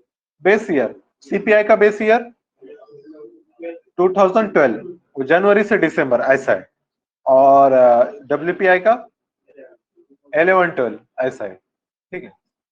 इसके बाद देखो स्वामित्व स्कीम, ये क्या है? लैंड डिजिटलाइजेशन, लैंड रिकॉर्ड को डिजिटलाइज करना, उसके लिए। कॉपीराइट से रिलेटेड बर्न कन्वेंशन है, जब भी प्रोटेस्ट वगैरह होते हैं तो कॉपीज को क्या करते हैं? बर्न करते हैं, कॉपीज न्यूज़पेपर वो जला देते, तो ऐसा आता है copy burn, copyright burn convention. इसके बाद आगे इसको आपको 1 से 2 बार पढ़ना भी है। यहाँ हम बस इसमें से कुछ मेजर थीम्स वगैरह पढ़ेंगे, 1 से 2 बार भी आप पढ़े ना पीटी से पहले, काफी आपकी चीजें रिवाइज होगी। अब मंथली को हाथ मत लगाओ, अब टाइम नहीं अपने को मंथली खोल के देखने, इसको ही पढ़ लिए 2 बार काफी रहता है, ओके। लेकिन इसको बार इतना ही पढ़ो, इतने ही फैक्ट्स याद रखो, ज्यादा डेप में जाने की जरूरत नहीं, ओके। कल्चर में आजा, फेस्टिवल्स में बोहेंग बिहू, ये आसाम का फेमस फेस्टिवल है। बिहू ये नया साल रहता है आसाम में, ओके। ऐसे ही नया साल रहते हैं, एक लूसुंग रहता है, लूसुंग, एक लोसर रहता है, लोसर शायद सिक्किम का वगैरह है, लूसुंग वगैरह थोड़ा सा देख लेना उसको। इसके बाद नेटिव लैंग्वेज पे एक आर्टिकल आया था, यूनेस्को ने एक एटलास निकाला है, atlas for endangered languages, okay. तो उसमें इंडिया के 14 लैंग्वेज को इंडेंजर्ड स्टेटस दिया है। दूसरी चीज, लैंग्वेज से रिलेटेड अब इंडिया में क्या क्या, एक शेड्यूल है हमारे पास लैंग्वेज के लिए, 8 शेड्यूल। दूसरी बात, पार्ट कौन सा आता है लैंग्वेज का? पार्ट 17 कुछ है, ओके। फिर इसके बाद तीसरी चीज, जो शेड्यूल 8 है उसमें 22 लैंग्वेज है, इंग्लिश नहीं है, हिंदी है, नेपाली भी है, राजस्थानी नहीं है, ओके। अब क्या है देखो, अपने पास लैंग्वेज में जो लिटरेचर होता है उसको अवार्ड दिए जाते हैं, जैसा ज्ञानपीठ है, लेकिन ज्ञानपीठ 23 लैंग्वेज के लिए दिया जाता है, 22 शेड्यूल 8 वाले, और जो 1 है वो है इंग्लिश। और साहित्य अकेडमी 24 लैंग्वेजेस के लिए दिया जाता है, 22 शेड्यूल 8, और जो एक्स्ट्रा 2 है, एक इंग्लिश है और दूसरा Rajasthan,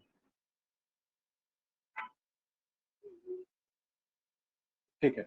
world press freedom index, इसको लॉन्च किया है रिपोर्टर्स विदाउट बॉर्डर्स ने, ओके। ऐसा एक डॉक्टर विदाउट बॉर्डर भी रहता है,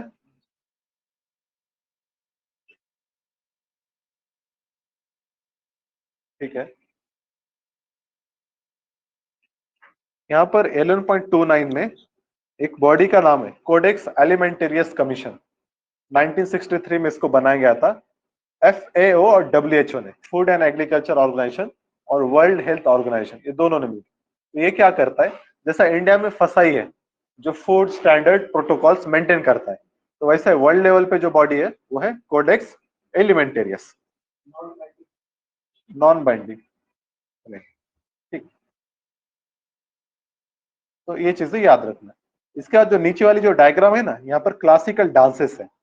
क्लासिकल डांसेस इंडिया में 8 है, मैं डांस बोलूंगा आप उसका स्टेट बताना।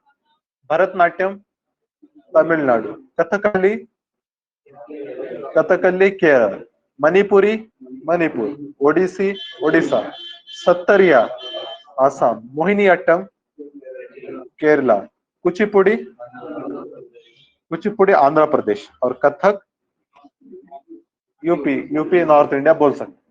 तो इसमें से याद रखना, जो कथक है ना, ये हिंदुस्तानी म्यूजिक पे प्ले होता है, जैसा क्लासिकल डांस है ना, ऐसा क्लासिकल म्यूजिक भी है। क्लासिकल म्यूजिक 2 ही है, हिंदुस्तानी और कर्नाटिक। जो साउथ वाले डांस है वो कर्नाटिक म्यूजिक रहता है उसके लिए, और नॉर्थ वाले जो रहते हैं हिंदुस्तानी। फिर इससे रिलेटेड और कुछ चीजें, मोहिनीअट्टम भरतनाट्यम, चलो ठीक है। मोहिनीअट्टम में व्हाइट कॉस्ट्यूम रहता है, और मणिपुरी में देखो वो सर के ऊपर वो स्कार्फ भी है, वो नेट रहती है, ठीक है, और वो याद रखना। हाँ, और ड्रम के जैसा रहता है वो, ओके, मणिपुरी में। फिर और एक रहता है, एक तरंगम स्टेज कौन से डांस में रहता है? तरंगम, कुचिपुड़ी। उसमें क्या रहता है, एक जो स्टील की प्लेट रहती है उसके ऊपर बैलेंस करते हैं, तरंगम कहते हैं उसको, याद रखना। अब आगे आ जाओ, मई में यहां पर क्या हुआ, ठीक है, ट्रिब्यूनल्स। ट्रिब्यूनल्स फिर से न्यूज में थे, तो क्या किया गया, ट्रिब्यूनल के जो मेंबर्स रहते, चेयरमैन और मेंबर्स, उनका टेन्योर पहले 5 साल रहता था, अब उसको 3 इयर्स किया गया। दूसरी बात, tribunals was tribunal were original part of constitution नहीं थे, तो कौन से अमेंडमेंट से ऐड किए गए, और आर्टिकल 42 अमेंडमेंट से, और आर्टिकल का नाम क्या है, ट्रिब्यूनल्स 323A और 323B। 323A है एडमिनिस्ट्रेटिव ट्रिब्यूनल, और 323B other tribunal. Administrative tribunal है, सेंट्रल गवर्नमेंट ही बना सकता है, और जो अदर पर्पज है state as well as centre, याद रखें। और जो सेंट्रल ट्रिब्यूनल्स रहते हैं उसके मेंबर्स अपॉइंट कौन करता है, प्रेसिडेंट करता है, याद रखें। इसके बाद देखो, सर उनका 3 इयर्स हुआ ना अभी? 4 ईयर है, 4 ईयर। जो हाँ ट्रिब्यूनल्स के वही मेंबर्स 3 रहते बोले हैं, थे तो इसलिए। पहले 5 था, अब 4 हो गया। ओके, 4 ईयर याद रखना, ठीक है। इसके बाद देखो, आइलैंड डेवलपमेंट एजेंसी, आइलैंड को डेवलप करने के लिए बनाते हैं। इसका जो चेयरमैन रहता है होम मिनिस्टर। ऐसे ही याद रखना, जो जोनल काउंसिल रहती है उसका भी चेयरमैन होम मिनिस्टर ही रहता है। ओके, इसके बाद देखो, डेप ट्रैप डिप्लोमेसी, चाइना के से रिलेटेड न्यूज में रहता है। इसको काउंटर करने के लिए दूसरे इनिशिएटिव्स भी लॉन्च हुए, जैसा एक है ब्लू डॉट नेटवर्क है, और एक है B3W जिसको बोलते हैं build back better world. Build back better. Okay, हाँ, ये दोनों याद रखना। वो G20 का बिल्ड बैक बेटर वर्ल्ड, और ये ब्लू डॉट नेटवर्क भी है। B3W किसका है देख लो एक बार, मेरे को श्योर नहीं। G7 का है क्या? ठीक है, कोई बात नहीं। तो B3W वगैरह वो याद रखो, चाइना को काउंटर करने के लिए है। इसके बाद इंडिया पैलेस्टाइन पॉलिसी, पैलेस्टाइन से रिलेटेड कुछ डिक्लेरेशंस याद रखना। Balfour declaration, Peel commission report, Madrid peace conference, Oslo accord, ये सारे के सारे क्या है, इजराइल पैलेस्टाइन कॉन्फ्लिक्ट को रिजॉल्व करने के लिए है। बस ये नाम पता रहना। एक फेमस गैस फील्ड है फरजाद बी गैस फील्ड, वो है ईरान में। ओके, फर्टिलाइजर सब्सिडी के बारे में याद रखना, कि second highest after food subsidy, सबसे ज्यादा सब्सिडी फूड के लिए देते हैं, फिर फर्टिलाइजर, उसके बाद पेट्रोलियम इंडिया में। पल्सेस के कंटेक्स्ट में याद रखो, India is largest producer, largest consumer, as well as largest importer of pulses.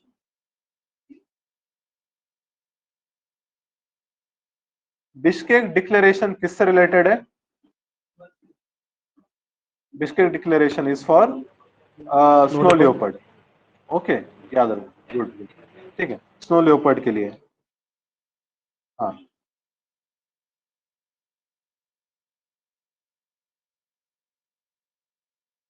Person with disability, जो पीएच कैंडिडेट रहते हैं इंडिया में, उनका परसेंटेज है पॉपुलेशन में 2.21%, और इनके लिए एक्ट है पीएच एक्ट 2016। वर्ल्ड लेवल पे एक फेमस स्ट्रैटेजी है इंचियन स्ट्रैटेजी, पीएच के वेलफेयर के लिए। तो इंचियन स्ट्रैटेजी किससे रिलेटेड है, तो आप बोलना कि पीएच के लिए। पूछता है ऐसे क्वेश्चन, उसने पूछा था बीजिंग प्लेटफॉर्म फॉर एक्शन, ये किसके लिए है? वो है वुमन के लिए, और इंचियन है पर्सन विद डिसेबिलिटीज के लिए। फिर इसके बाद एक क्यारा नाम की अथॉरिटी है, child adoption resource authority, child adoption and regulation authority. ये आती है मिनिस्ट्री ऑफ वुमन और चाइल्ड डेवलपमेंट में, और इसको बनाया गया हेग कन्वेंशन से। ओके, क्यारा याद रखना, ये inter country as well as intra country adoption दोनों भी देखता है। ओके,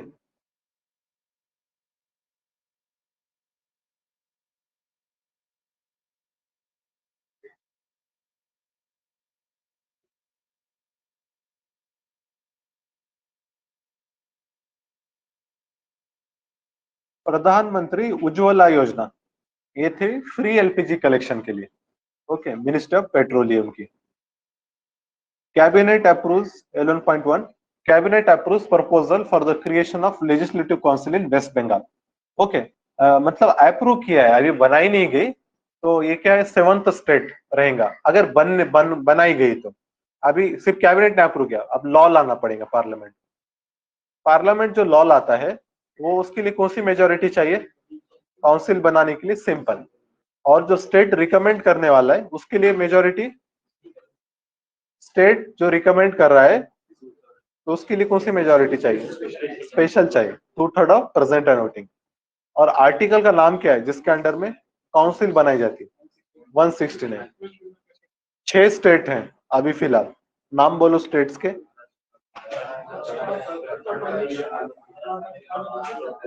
ठीक है, कैसा याद रखो, साउथ के 4 हैं, नॉर्थ के 2 हैं। महाराष्ट्र, कर्नाटक, आंध्रा, तेलंगाना, और नॉर्थ में यूपी और बिहार। 6 स्टेट में याद रखो, नेबर्स बराबर। उसके बाद देखो मालेरकोटला नया डिस्ट्रिक्ट बनाया गया पंजाब में।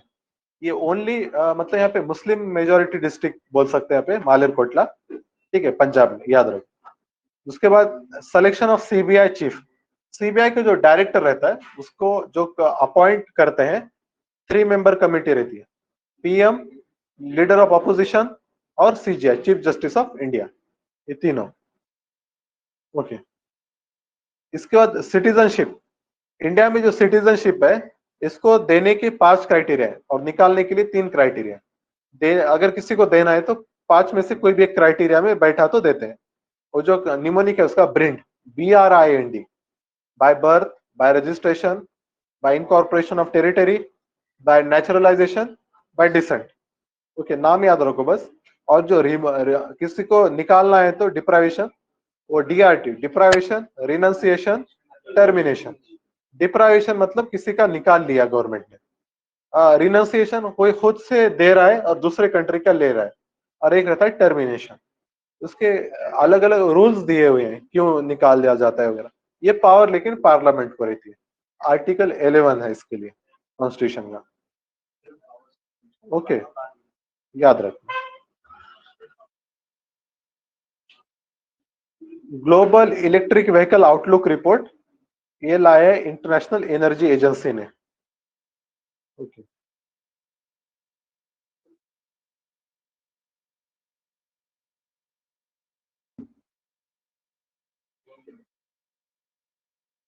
राजा राम मोहन रॉय न्यूज में थे, उनकी किताब है तुहफतुल मुहाइदीन और प्रिसेप्ट ऑफ जेसस, ये 2 किताबें राजा राम मोहन रॉय की। जीके गोखले भी न्यूज में थे, इन्होंने एक बॉडी बनाए थे सर्वेंट्स ऑफ इंडिया सोसाइटी 1905 में। तो बताओ सर्वेंट ऑफ पीपल सोसाइटी ये किसने बनाया था?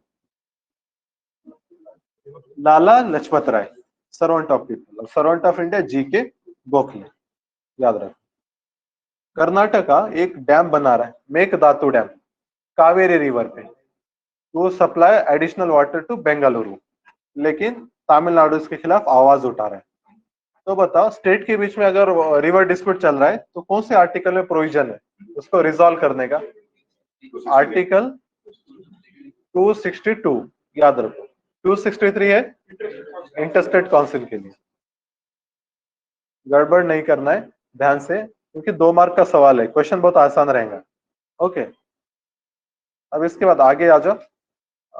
मार्च अप्रैल, ये मई है ना, जून, ठीक है। अब जून में देखो 1.1 rule of law. Rule of law AV Dicey का कंसेप्ट है। इसमें 3 चीजें रहती है, supremacy of law, equality before law, और तीसरा है constitution as the result of fundamental right, या फिर सिटीजन की जो डिमांड रहती है उसका रिजल्ट रहता है कॉन्स्टिट्यूशन। इंडिया में पहले 2 चीजें, थर्ड नहीं है। Constitution is source of right, it is not the result of right, it is source of right as far as Indian constitution is considered, याद रखो। दूसरी चीज 1.2 सेवोत्तम मॉडल, सेकंड ERC ने रिकमेंड किया था सेवोत्तम मॉडल। इसमें 3 चीजें, सिटीजन चार्टर, ई गवर्नेंस और पब्लिक ग्रीवांस रिड्रेसल, ऐसे 3 चीजें रहती है। सेवोत्तम मॉडल किससे रिलेटेड है? तो सिटीजन चार्टर, ई गवर्नेंस, ऐसा ऑप्शन में देंगे। सिटीजन चार्टर क्या रहता है? कोई भी गवर्नमेंट ऑफिस में जाओगे आप तो वहां पे ऑफिस के बाहर वो लिखा हुआ रहता है यहाँ पर कौन से फैसिलिटीज हैं, प्रोसीजर क्या है, अगर आपको लाइसेंस निकालना है तो उसका प्रोसीजर क्या है, कितने दिन में मिलेगा, कुछ आपकी कंप्लेन है तो किसको आप बोल सकते हैं, तो उसको कहते हैं citizen charter. It is a document of commitment. Does it has legal backing? No legal backing, it is just a directive. Nuclear disarmament, world में कई सारे ऐसे ट्रीटीज हैं, कुछ कंट्रीज आए उन्होंने एक ट्रीटी साइन की और बोले कि हमारे बीच में कोई भी न्यूक्लियर वेपन डेवलप नहीं करेगा। तो ऐसा एक ट्रीटी है पेलिन दाबा ट्रीटी, सारे अफ्रीकन कंट्रीज मिलकर इसको साइन किए, बोले कि अफ्रीका कॉन्टिनेंट में कोई भी न्यूक्लियर आर्म डेवलप नहीं करेगा। तो ऐसे जगह जगह पे एशियान की अपनी है, फिर साउथ अमेरिका की अपनी है, अलग अलग है। ठीक है,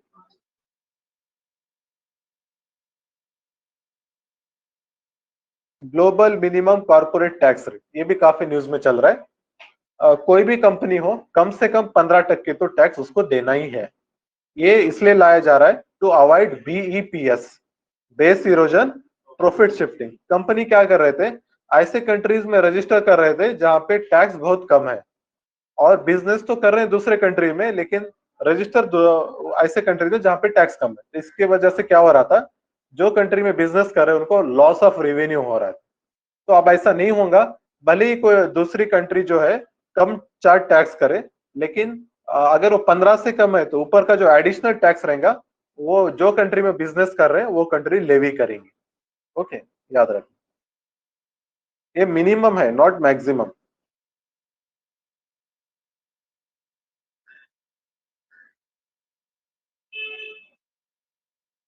ओके,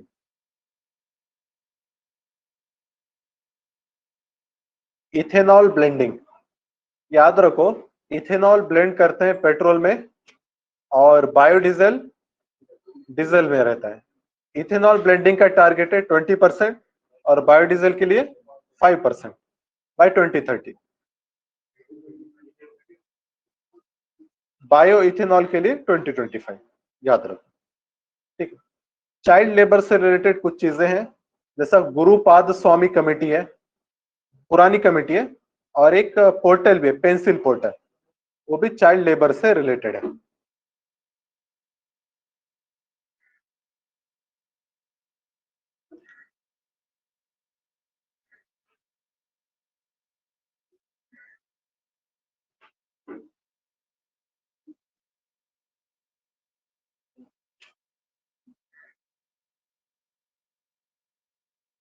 ओके,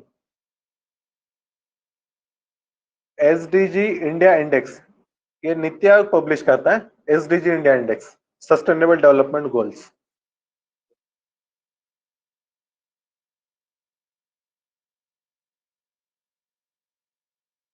हाँ, इसके बाद देखो, सबसे पहला जो आर्टिकल मतलब हमने फेब मंथ का डिस्कस किया था ना, OTT प्लेटफॉर्म्स को रेगुलेशन में लेकर आए, तो वो जो सेकंड टीयर वाली जो बॉडी थी, वो बॉडी ये है 11.1, digital media content regulatory council.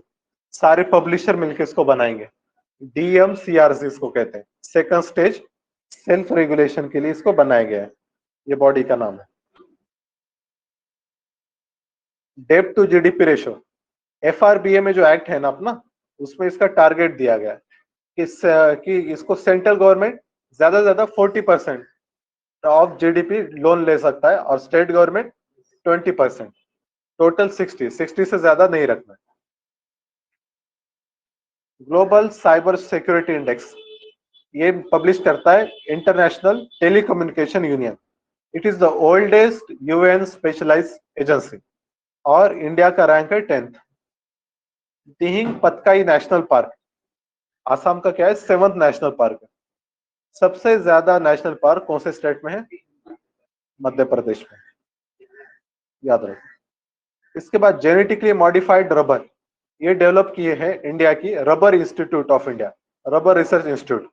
Okay, जो अपना नॉर्मल रबर रहता है ना, वो वार्म क्लाइमेट में आता है, ट्रॉपिकल क्लाइमेट में, लेकिन ये जो जेनेटिकली मॉडिफाइड रबर है ये कोल्ड रीजन में भी आप ले सकते हैं। ओके, तो इसलिए जरूरी इंपॉर्टेंट है, कोल्ड रीजन, कोल्ड एडेप्टेशन है इसके अंदर।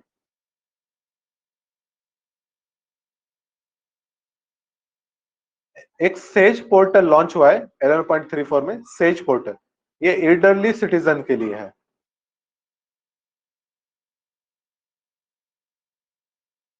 L Salvador become first country to accept bitcoin as a legal tender. El Salvador कहां पे आता? साउथ अमेरिका, नॉर्थ अमेरिका दोनों के बीच में है सर, सेंट्रल अमेरिका बोलते हैं। ओके, ये जो पेज है ना, उसके बाद जो अटैचमेंट है उस पे देखो गवर्नमेंट के अलग अलग जो स्कीम है, पेंशन के स्कीम वो दिए हुए हैं, तो इनको एक साथ पढ़े तो समझना आसान होता। जैसा फॉर एग्जांपल अटल पेंशन, किसान मानधन, ओके, किसान मानधन स्कीम, लघु व्यापारी मानधन, श्रमयोगी मानधन। मानधन मतलब पेंशन।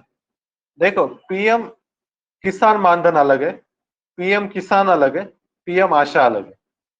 पीएम आशा वो एमएसपी से रिलेटेड है, पीएम किसान वो हर साल जो 6,000 रुपए दे रहे ना वो है, और पीएम किसान मानधन ये पेंशन के मतलब 60 साल बाद मिलेगा पैसा। तो देखो अटल पेंशन में क्या है, ये जो चारों भी पेंशन की स्कीम है ना, एज ग्रुप कितना है, 18 से 40 साल के बीच में आपको ज्वाइन करना पड़ेगा, 18 to 40 चारों के लिए। और जो पेंशन है आपको 60 साल के बाद मिलेगा। ओके, और जो पेंशन की रेंज रहेंगे अटल 1,000 से 5,000 के बीच में पेंशन मिलेगा। अब वो डिपेंड करेगा तुमने हफ्ता कितने का था तुम्हारा, ज्यादा हफ्ता भरा तो ज्यादा पेंशन, कम है तो कम। और जो बाकी जो स्कीम्स है सब में 3,000 रुपए मंथली पेंशन मिलेंगे after 60 years of the age. देखो जो एट मैक्सिमम 40 ईयर्स तक तुम ज्वाइन कर सकते हैं और 60 के बाद आपका पेंशन चालू हो रहा है, तो मिनिमम कितने ईयर आपको इंस्टॉलमेंट भरना है? मिनिमम 20 साल हर कोई को भरना है। ओके, इसके बाद देखो लघु व्यापारी किसके लिए रहेगा? स्मॉल ट्रेडर के लिए। श्रमयोगी मानधन अनऑर्गेनाइज सेक्टर एम्प्लॉयज के लिए। अटल पेंशन भी अनऑर्गेनाइज सेक्टर के लिए। उसके बाद जो नीचे वाले जो स्कीम है ना, सुरक्षा बीमा और जीवन ज्योति बीमा, ये दोनों हेल्थ इंश्योरेंस है। It is not pension, it is health insurance. कल जाके सपोज हमारे अजहर भाई को कोई मतलब हार्ट ट्रांसप्लांट का ऑपरेशन करना है, बहुत पैसों की जरूरत है, तो मतलब वो अगर उनका हेल्थ इंश्योरेंस है तो उनको उतना पैसा मिले, कितना 2 लाख तक, अगर वो स्कीम के मेंबर है। सुरक्षा बीमा में क्या होता है, 18 से 70 साल तक ये एप्लीकेबल है, 12 रुपये पर एनम, साल में 12 रुपए ही भरना है, और इसमें आपको 2 लाख रुपए का हेल्थ इंश्योरेंस मिलेगा। और जीवन ज्योति बीमा योजना में 18 से 50 साल तक की उम्र के लिए और 330 पर एनम, इसमें आपको इंस्टॉलमेंट है और 2 लाख रुपए सेम। और इसके बाद वाली जो है नेशनल पेंशन सिस्टम, ये आप जब सर्विस में ज्वाइन होंगे तो आपको ये मतलब करना ही रहता कंपलसरी, नेशनल पेंशन। इसका एज ग्रुप है 18 to 70। रेसिडेंट भी ज्वाइन कर सकते हैं, एनआरआई भी ज्वाइन कर सकते हैं। ओके, अभी क्या आप जितना कंट्रीब्यूट करेंगे तो गवर्नमेंट भी उतना कंट्रीब्यूट करता है फॉर गवर्नमेंट सर्वेंट्स। प्राइवेट के लिए वैसा नहीं रहता है, प्राइवेट उनका वही करेंगे, याद रखना इसको, ठीक है। इसके बाद जो नीचे है यूरोपियंस और उनके फर्स्ट फैक्ट्रीज। पहले तो सीक्वेंस पता रहना चाहिए यूरोपियन का, arrival of European, P D E F, Portuguese, Dutch, English, French. और सबसे पहले पोर्तुगीज आए, उनकी जो फैक्ट्री थी कोचिन।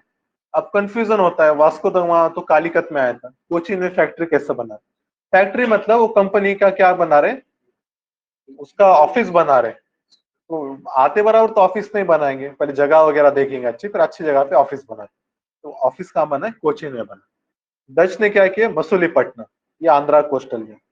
ओके, इंग्लिश ने सूरत में और मसूलीपट्टनम, सूरत में 1612, मसूलीपट्टनम में 1611।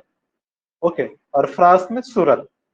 यहाँ पे थोड़ा डिस्प्यूट है, इंग्लिश ने पहले सूरत में बनाया कि मसूलीपट्टनम, ऑप्शन देख के टिक करना है।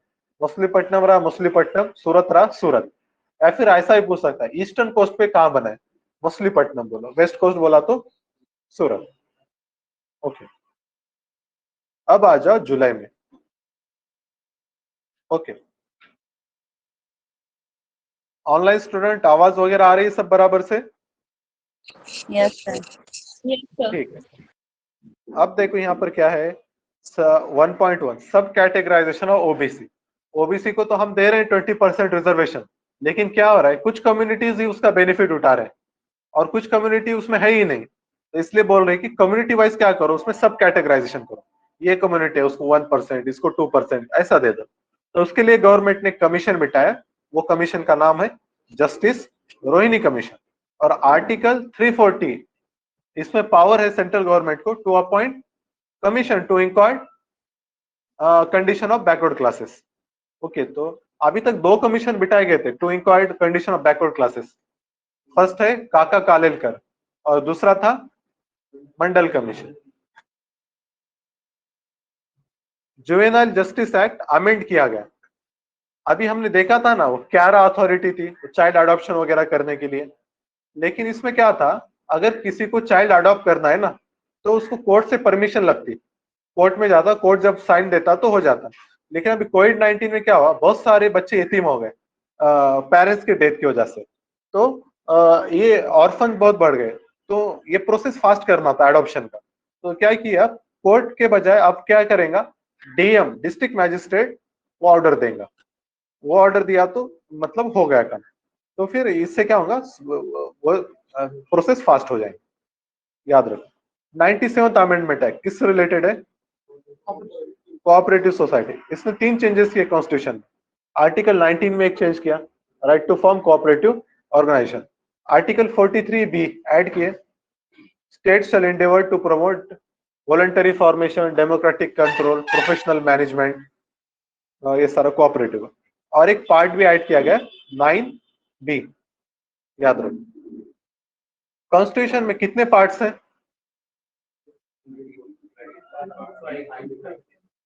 25 है। लास्ट पार्ट का नाम क्या है, पार्ट कितना कहते हैं उसका, लास्ट पार्ट का टाइटल क्या है रोमन में, नंबर बोलो, नंबर है 22 है, पार्ट्स है 25, पार्ट्स पूछा तो 25 बोलना, नंबर 22 है। वो इसलिए कि 9A 9B और एक है वो 7B कुछ था, डिलीट होगा। ओके, याद रखो उसको, ठीक है। इसके बाद देखो forest rights act. Forest right act हमको पता है 2006 में लाया गया। इसमें क्या करते हैं, ट्राइबल्स को लैंड राइट देते हैं, अगर आप वही फॉरेस्ट में रहते हो तो आपको लैंड, वो सब्जेक्टेड टू मैक्सिमम लिमिट है, एक कुछ 4 हेक्टेयर कुछ है शायद से, हाँ उससे उससे ज्यादा आपको नहीं देंगे, उतना देंगे। लेकिन इसमें एक क्लॉज है कि ऐसे रीजन जहां पे मतलब जिसको ये लोग क्या कहते हैं क्रिटिकल वाइल्ड लाइफ हैबिटेट, जो मतलब बहुत सेंसिटिव है, वहां पे आपको फॉरेस्ट राइट नहीं देंगे।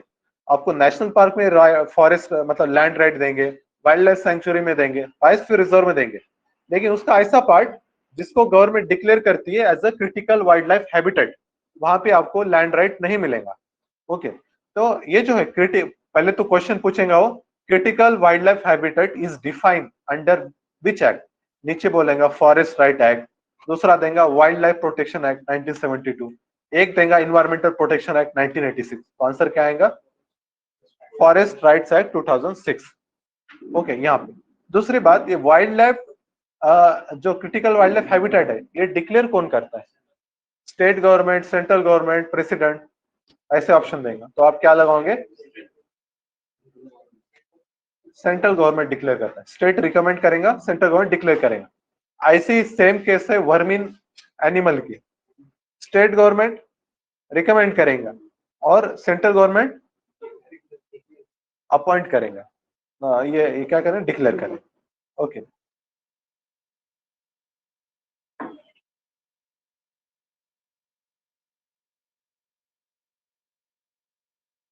यहाँ पर माइग्रेशन के ऊपर एक रिपोर्ट आया था, इंटरनल माइग्रेशन में। माइग्रेशन में कभी भी याद रखना, ज्यादा माइग्रेंट वुमन रहते हैं रेदर देन मेन। हमको लगता है मेन जॉब वॉब करने के लिए बाहर जाते हैं तो मेल माइग्रेशन ज्यादा है, लेकिन ऐसा नहीं रहता है। हमारी सोसाइटी पैट्री लोकल सोसाइटी है। आफ्टर मैरिज जो कपल रहती है reside with bride groom family. Okay, तो मैरिज की वजह से सबसे ज्यादा डिस्प्लेसमेंट होता है। ओके, तो इसलिए माइग्रेंट में जो सबसे ज्यादा शेयर है वुमन का है। तो यहाँ पे देखो कॉजेज जो है माइग्रेशन के, सबसे पहले आता है मैरिज, फिर आएगा अदर्स, इसमें बहुत सारी चीजें आती हैं। उसके बाद मूड विथ फैमिली, फैमिली के साथ चले जाना, अब्बा अम्मी का जॉब अलग था तो बच्चे भी साथ में चले गए, इसको बोलेंगे मूड विथ फैमिली। फिर आता है वर्क, ओके, तो ये 3 मेजर कॉजेस हैं। वर्ल्ड हेरिटेज में 2 नए साइट ऐड किए गए थे, रामप्पा टेम्पल तेलंगाना में और धोलावीरा गुजरात में। धोलावीरा पे क्वेश्चन आया। रामप्पा टेम्पल एक काकतीय रूल में बनाया गया था। इसमें क्या है, इसके तुम फोटो देखना, फ्लोटिंग ब्रिक्स हैं, सैंडबॉक्स टेक्नोलॉजी यूज की गई। ओके, मटेरियल अच्छा सेलेक्ट किया गया था।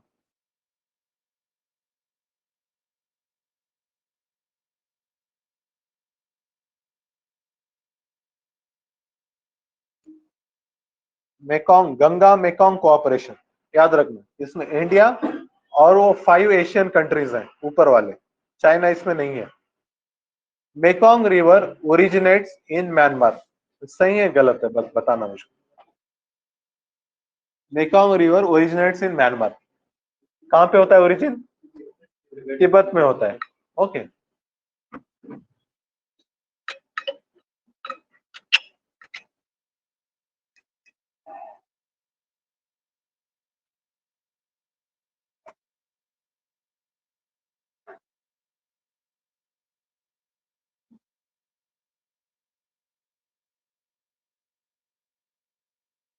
यहाँ पर एक टर्म आई है, gatekeeper model to prevent suicide in prison. Prison में सुसाइड बहुत हो रहा है, तो फिर क्या किए देखो, गेट कीपर मॉडल। इसमें क्या रहेंगे, जो प्रिजनर अथॉरिटी रहेंगी, 2-4 लोग जो खास जेल प्रिजनर ही है उनको अपॉइंट करेंगे एज अ गेट कीपर। मतलब ये लोग क्या करेंगे, नजर रखेंगे, देखें कौन डिप्रेशन में तो है, कौन बहुत टेंशन ले रहा है वगैरह, ऐसे लोगों को फौरन रिपोर्ट करेंगे, ये मतलब ये भाई टेंशन में, इनको देखो बोल के। ठीक है, तो फिर उनको काउंसलिंग वगैरह होगा ताकि वो मतलब कोई एक्सट्रीम स्टेप ना ले। इसको कहते हैं गेट कीपर मॉडल। ठीक,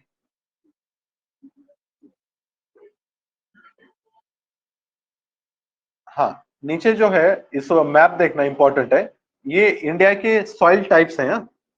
तो इंडिया की अगर सॉइल टाइप देखा जाए, सबसे ज्यादा है एल्यूवियम। अब स्टेटमेंट क्या आएगा, alluvium soil occupies more than 50% agriculture land in India.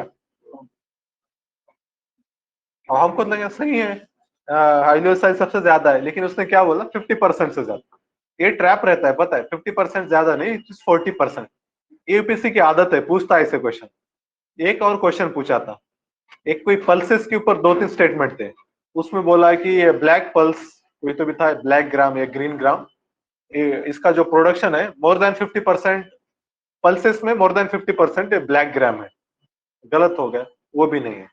तो ऐसे याद रखना, more than 50% highly probable chance रहता है कि वो स्टेटमेंट गलत है। ओके, चेक करना लेकिन फिर भी। उसके बाद देखो, सेकंड नंबर पे रेड सॉइल आती है। ये आपका ओडिशा, तेलंगाना, कर्नाटक, केरला, तमिलनाडु, सारी की सारी क्या रेड सॉइल है। और उसके बाद ये डेक्कन ट्रैप जो है, upper part of Deccan peninsula, वहां पे ब्लैक सॉइल, इसको रेगुर सॉइल भी कहते हैं। इसकी मॉइस्चर होल्डिंग कैपेसिटी सबसे ज्यादा रहती है और इसके अंदर सेल्फ फ्लोइंग कैपेसिटी रहती है। समर में आप देखना इसमें क्रैक्स आते हैं क्योंकि खींचती है एक दूसरे को, तो सेल्फ फ्लोइंग बोलते हैं उसको। ये कॉटन के लिए बहुत अच्छी रहती है। फिर इसी तरीके से जो माउंटेन वगैरह हिली रीजन्स रहते हैं, जहां पे हीटिंग भी ज्यादा है, रेनफॉल भी ज्यादा है, वहां पे लैटराइट सॉइल बनती है। लैटराइट में क्या होता है, लीचिंग ज्यादा होता है। लीचिंग क्या हो रहा है, सिलिका चला जाता है। तो यहाँ पर देखना, सॉइल, एल्यूवियल सॉइल की अगर बात करते हैं तो उसमें पोटेशियम ज्यादा रहता है। एल्यूवियल सॉइल में पोटेशियम, लैटराइट सॉइल में आयरन और एल्यूमिनियम ज्यादा रहता है, और डेजर्ट सॉइल में फॉस्फोरस। ओके, 3 ही याद रखो, सब सॉइल का याद रखना जरूरी नहीं। और एक चीज है, नाइट्रोजन जो रहता है, जो सबसे इंपॉर्टेंट न्यूट्रिएंट है, हमारे सारे सॉइल में वो डिफिसिट है, इसीलिए हम यूरिया फर्टिलाइजर का यूज बहुत ज्यादा करते हैं। ओके, याद। इसके बाद अब आ जाओ अगस्त में।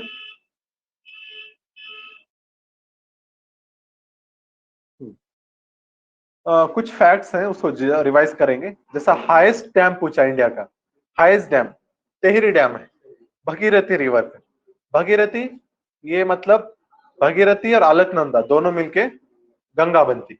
वो कहाँ पे मिलते हैं, Devprayag. Good good good.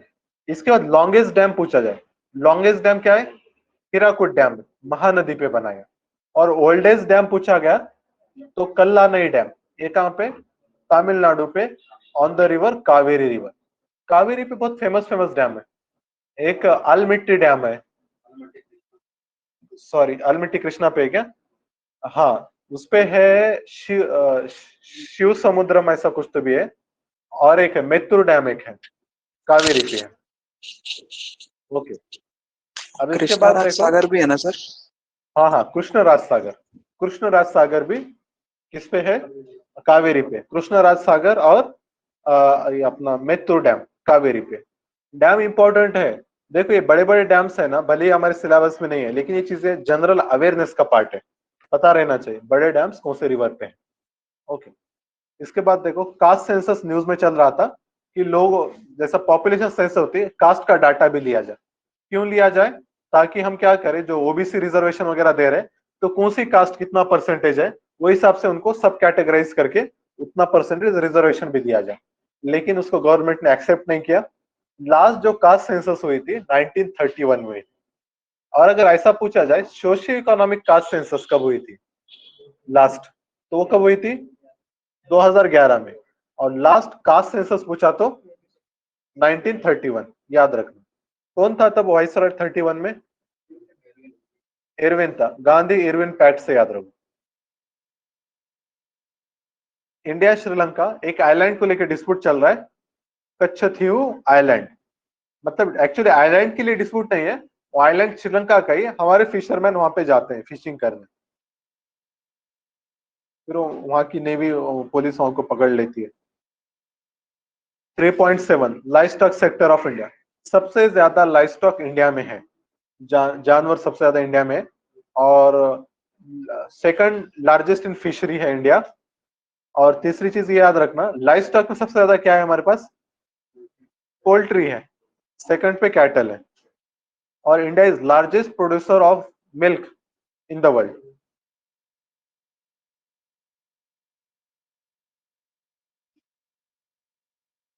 Elderly in India, याद रखना 60 साल के ऊपर के लोगों को एल्डरली कहते हैं, उनका परसेंटेज है 8.6%। सेम परसेंटेज है एसटी पीपल का, शेड्यूल ट्राइब्स भी कितने अपने पास 8.6%।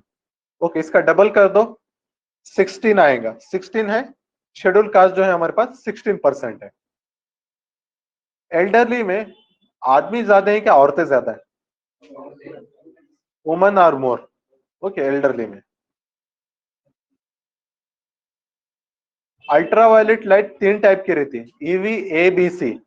EV A good for health है, ईवी सी सबसे ज्यादा डेंजरस रहती है, ओजोन होल जो ब्लॉक करता है ना ईवी सी को करता है।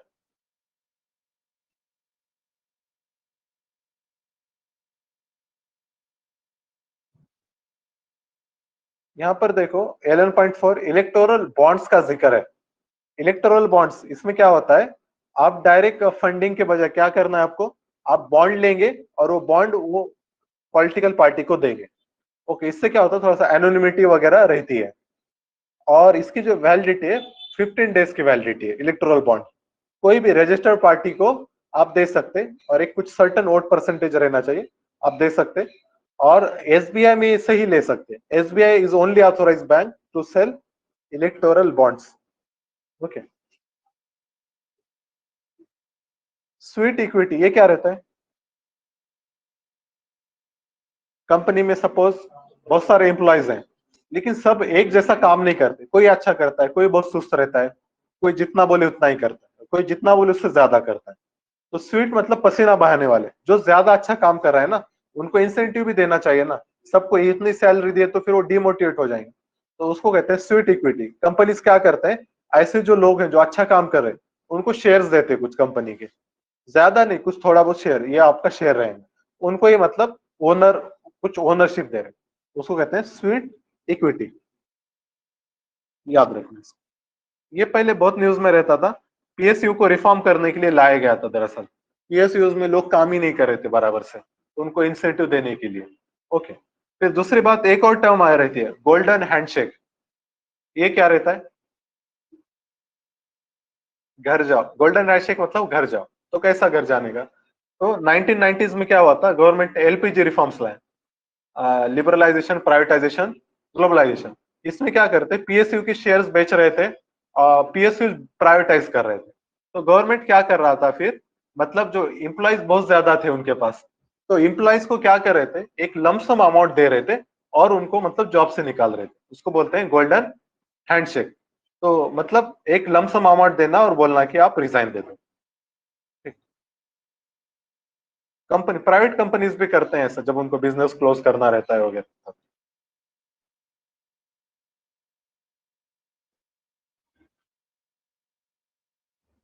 इसके नीचे वाली जो डायग्राम है, यहाँ पर इंडिया के फेमस वाइल्ड लाइफ स्पीशीज दिए हुए हैं, जैसा कि मतलब कश्मीर रीजन में हंगुल है, ब्लू शिप, मोनाल बर्ड। ओके, ये ऊपर कश्मीर लद्दाख रीजन में पश्मीना, ये गोट है, ये भी फेमस है। इसके बाद देखो मस्क डियर, ये उत्तराखंड में, वहां पे अस्कॉल्ड वाइल्ड लाइफ सेंचुरी है। ओके, बारासिंगा, ये यूपी और एमपी में मिलता है, ये शायद स्टेट एनिमल भी है यूपी का कुछ। बारासिंगा को इंग्लिश में क्या कहते हैं, स्वैम डियर। क्वेश्चन में स्वैम डियर दिया गया था और बोला था इसमें से कौन से नेशनल पार्क में ज्यादा मिलता है। कन्ना, कन्ना फेमस है। One horn rhino, Kaziranga national park वगैरह वहां पे ज्यादा मिलेंगे, वो भी तो रहा। इसका ग्रेट इंडियन बस्टार्ड, ये क्या रहता है, एक परिंदा, इट इज बर्ड, लेकिन वो उड़ नहीं सकता, मतलब कम हाइट पे उड़ता है, हेवी बर्ड और बहुत बड़ा बर्ड है, लेकिन ये इसका स्टेटस है क्रिटिकली इंडेंजर्ड है ये। ओके, राजस्थान में मिलता है ये। अब वो स्टेटमेंट क्या देगा मालूम, अब हमको पता रहता है राजस्थान में है, क्रिटिकल इंडेंजर्ड है। स्टेटमेंट वो बोलेगा great Indian bustard is found only in Rajasthan. सही है गलत है? फॉल्स। गलत रहेंगे, राजस्थान में रहेगा, फिर राजस्थान का डेजर्ट पाकिस्तान में भी है, राजस्थान से गुजरात में भी आ सकता बर्ड है। Okay, wild life sanctuary Gujarat में है, कच्छ में। गिर सेंचुरी एशियाटिक लायन के लिए फेमस है, ये गुजरात में है। इसके बाद ऑलिव लिडरे टर्टल, ओडिशा में गहिर माता बीच है, वहां पे मिलते हैं। मलबार सिवेट, मलबार सिवेट नाम से इस डिकोड कर सकते हैं, वेस्टर्न घाट में। लॉयन टेल मकॉक, ये भी यहाँ पर मिलता है मलबार रीजन में। Dugong, gulf of Mannar. Okay, फिर ग्रेट इंडियन हॉर्नबिल। हॉर्नबिल देखो केरला में भी मिलता है, नॉर्थ ईस्ट में भी मिलता है, क्योंकि दोनों का क्लाइमेट सेम है। क्यों सेम है? क्योंकि वहां पे पहाड़ी है, इधर भी पहाड़ी है, उधर भी पहाड़ी है, वहां पे भी रेनफॉल ज्यादा होता है, यहाँ पर भी ज्यादा होता है। ओके, हॉर्नबिल फेस्टिवल कहाँ पे मनाया जाता है? नागालैंड में मनाया जाता है। गुड।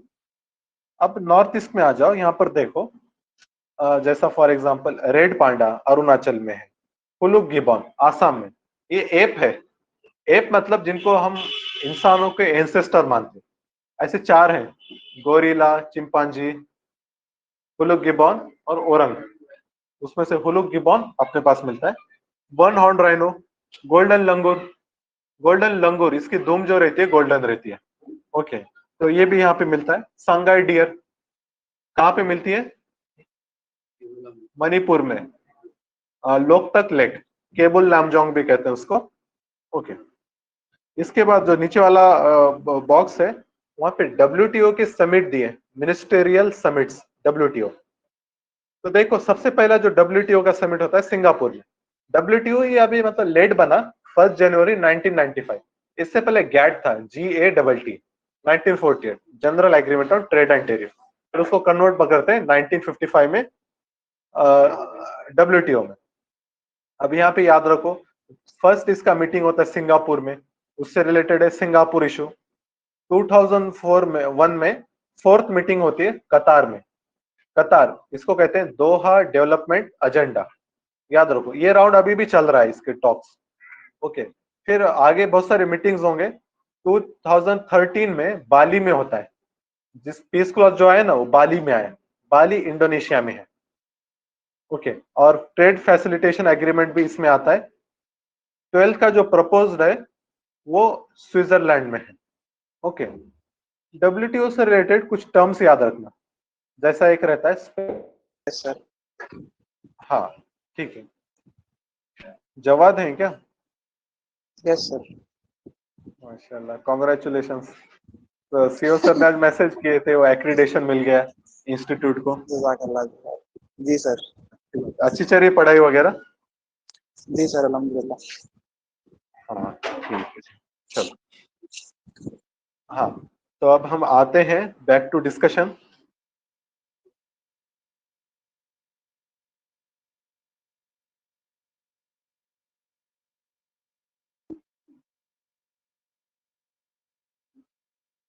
हम देख रहे थे कुछ टर्म एसोसिएटेड विद डब्ल्यूटीओ, जैसा एक है स्पेशल सेफगार्ड मैकेनिज्म। इसमें क्या रहता है पता है? कि सपोज इंडिया है, इंडिया में क्या हो गया, अचानक से कोई चीज का इंपोर्ट बहुत बढ़ गया, इंपोर्ट सर्ज हो गया, तो ऐसे कंडीशन में गवर्नमेंट क्या कर सकती है, इस पर रोक लगा सकती है। ऐसा रोक लगाना नॉर्मल कंडीशन में अलाउ नहीं है, लेकिन स्पेशल कंडीशन में आप इंपोर्ट पे रिस्ट्रिक्शन लगा सकते हैं। उसको क्या कहते हैं? स्पेशल सेफगार्ड मैकेनिज्म कहते हैं। ये अलाउड है डेवलपिंग कंट्रीज को खासतौर पर।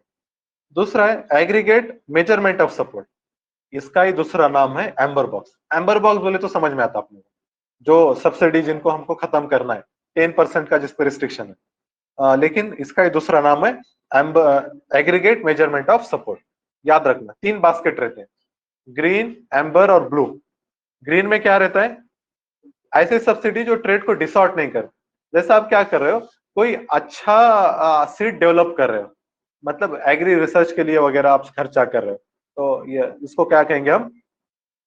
जैसे सॉइल हेल्थ कार्ड वगैरह ये हो गया, ये ग्रीन बॉक्स हो गया। फिर दूसरा रहता है ब्लू बॉक्स। ब्लू बॉक्स में क्या करते हैं? एग्रीकल्चर प्रोडक्शन डिक्रीज करना है। मतलब इसमें ऐसा डिक्रीज मतलब क्या करते हैं, जैसा 10 लोग एग्रीकल्चर कर रहे हैं, तो उनको स्किल ट्रेनिंग वगैरह देके बोलते हैं कि आप लोग फूड प्रोसेसिंग में आ जाओ, आप लोग दूसरा कोई काम करो वगैरह ऐसा। तो एग्री टू नॉन एग्री, या फिर आप लाइफ स्टॉक रियरिंग करो। तो फूड लिमिटिंग जो मेजर्स रहते हैं उसको ब्लू बॉक्स। और एक रहता है एम्बर बॉक्स, इसमें जैसा ऐसे चीजें रहती है सब्सिडीज जिससे कॉस्ट कम हो जाती है, ट्रेड डिसऑर्ट हो जाती है। फर्टिलाइजर सब्सिडी है, एमएसपी है, और इसी तरीके से फूड सब्सिडी वगैरह बहुत सारी सब्सिडीज देता है गवर्नमेंट फार्मर्स। ये सारी चीजें इसमें है। ओके, याद रखना। जैसा डब्ल्यूटीओ से रिलेटेड है दोहा डेवलपमेंट एजेंडा, ऐसा ही यूएनएफसीसी में क्या है? दोहा अमेंडमेंट है। ये क्योटो प्रोटोकॉल से रिलेटेड है। क्योटो प्रोटोकॉल 2012 टू वो एप्लीकेबल हुआ था कुछ 2008 में, 8 to 11 कुछ चला। अब उसका सेकंड फेज लॉन्च करना था, तो उससे रिलेटेड था Doha amendment, second commitment period to Kyoto protocol. याद रखना इसका। ये आईयूसीएन स्टेटस है डिफरेंट स्पेशीज के। ओके, तो इसमें ये हम हमेशा पढ़ते हैं। पिछले साल क्या हुआ था, एक ब्लू फिन महाशीर है, उसको एंडेंजर से लिस्ट कंसर्न में ट्रांसफर किए थे। ओके, इस पे क्वेश्चन बन सकता है।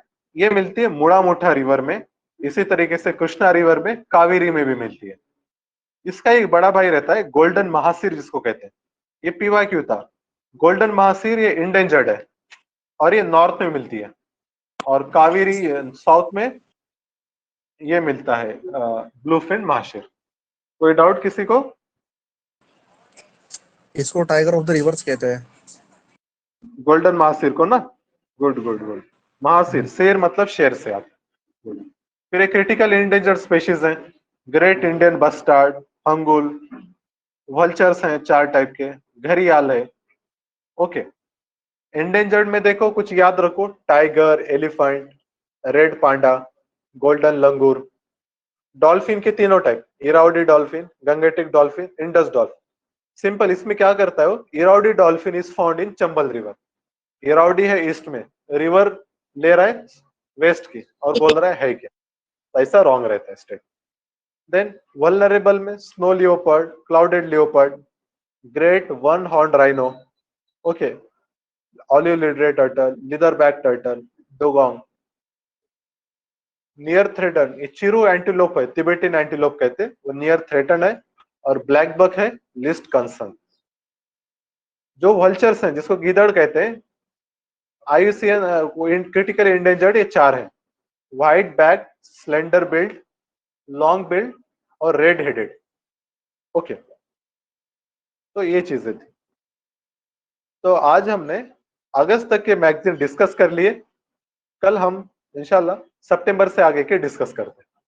ओके, सितंबर टू अप्रैल, और थोड़ा सा वो पिछले साल के कुछ साइंस एंड टेक के नोट्स हैं वो भी थोड़ा शॉर्ट में डिस्कस करेंगे। ठीक है, कोई डाउट वगैरह किसी को पूछना है तो पूछ सकते हैं।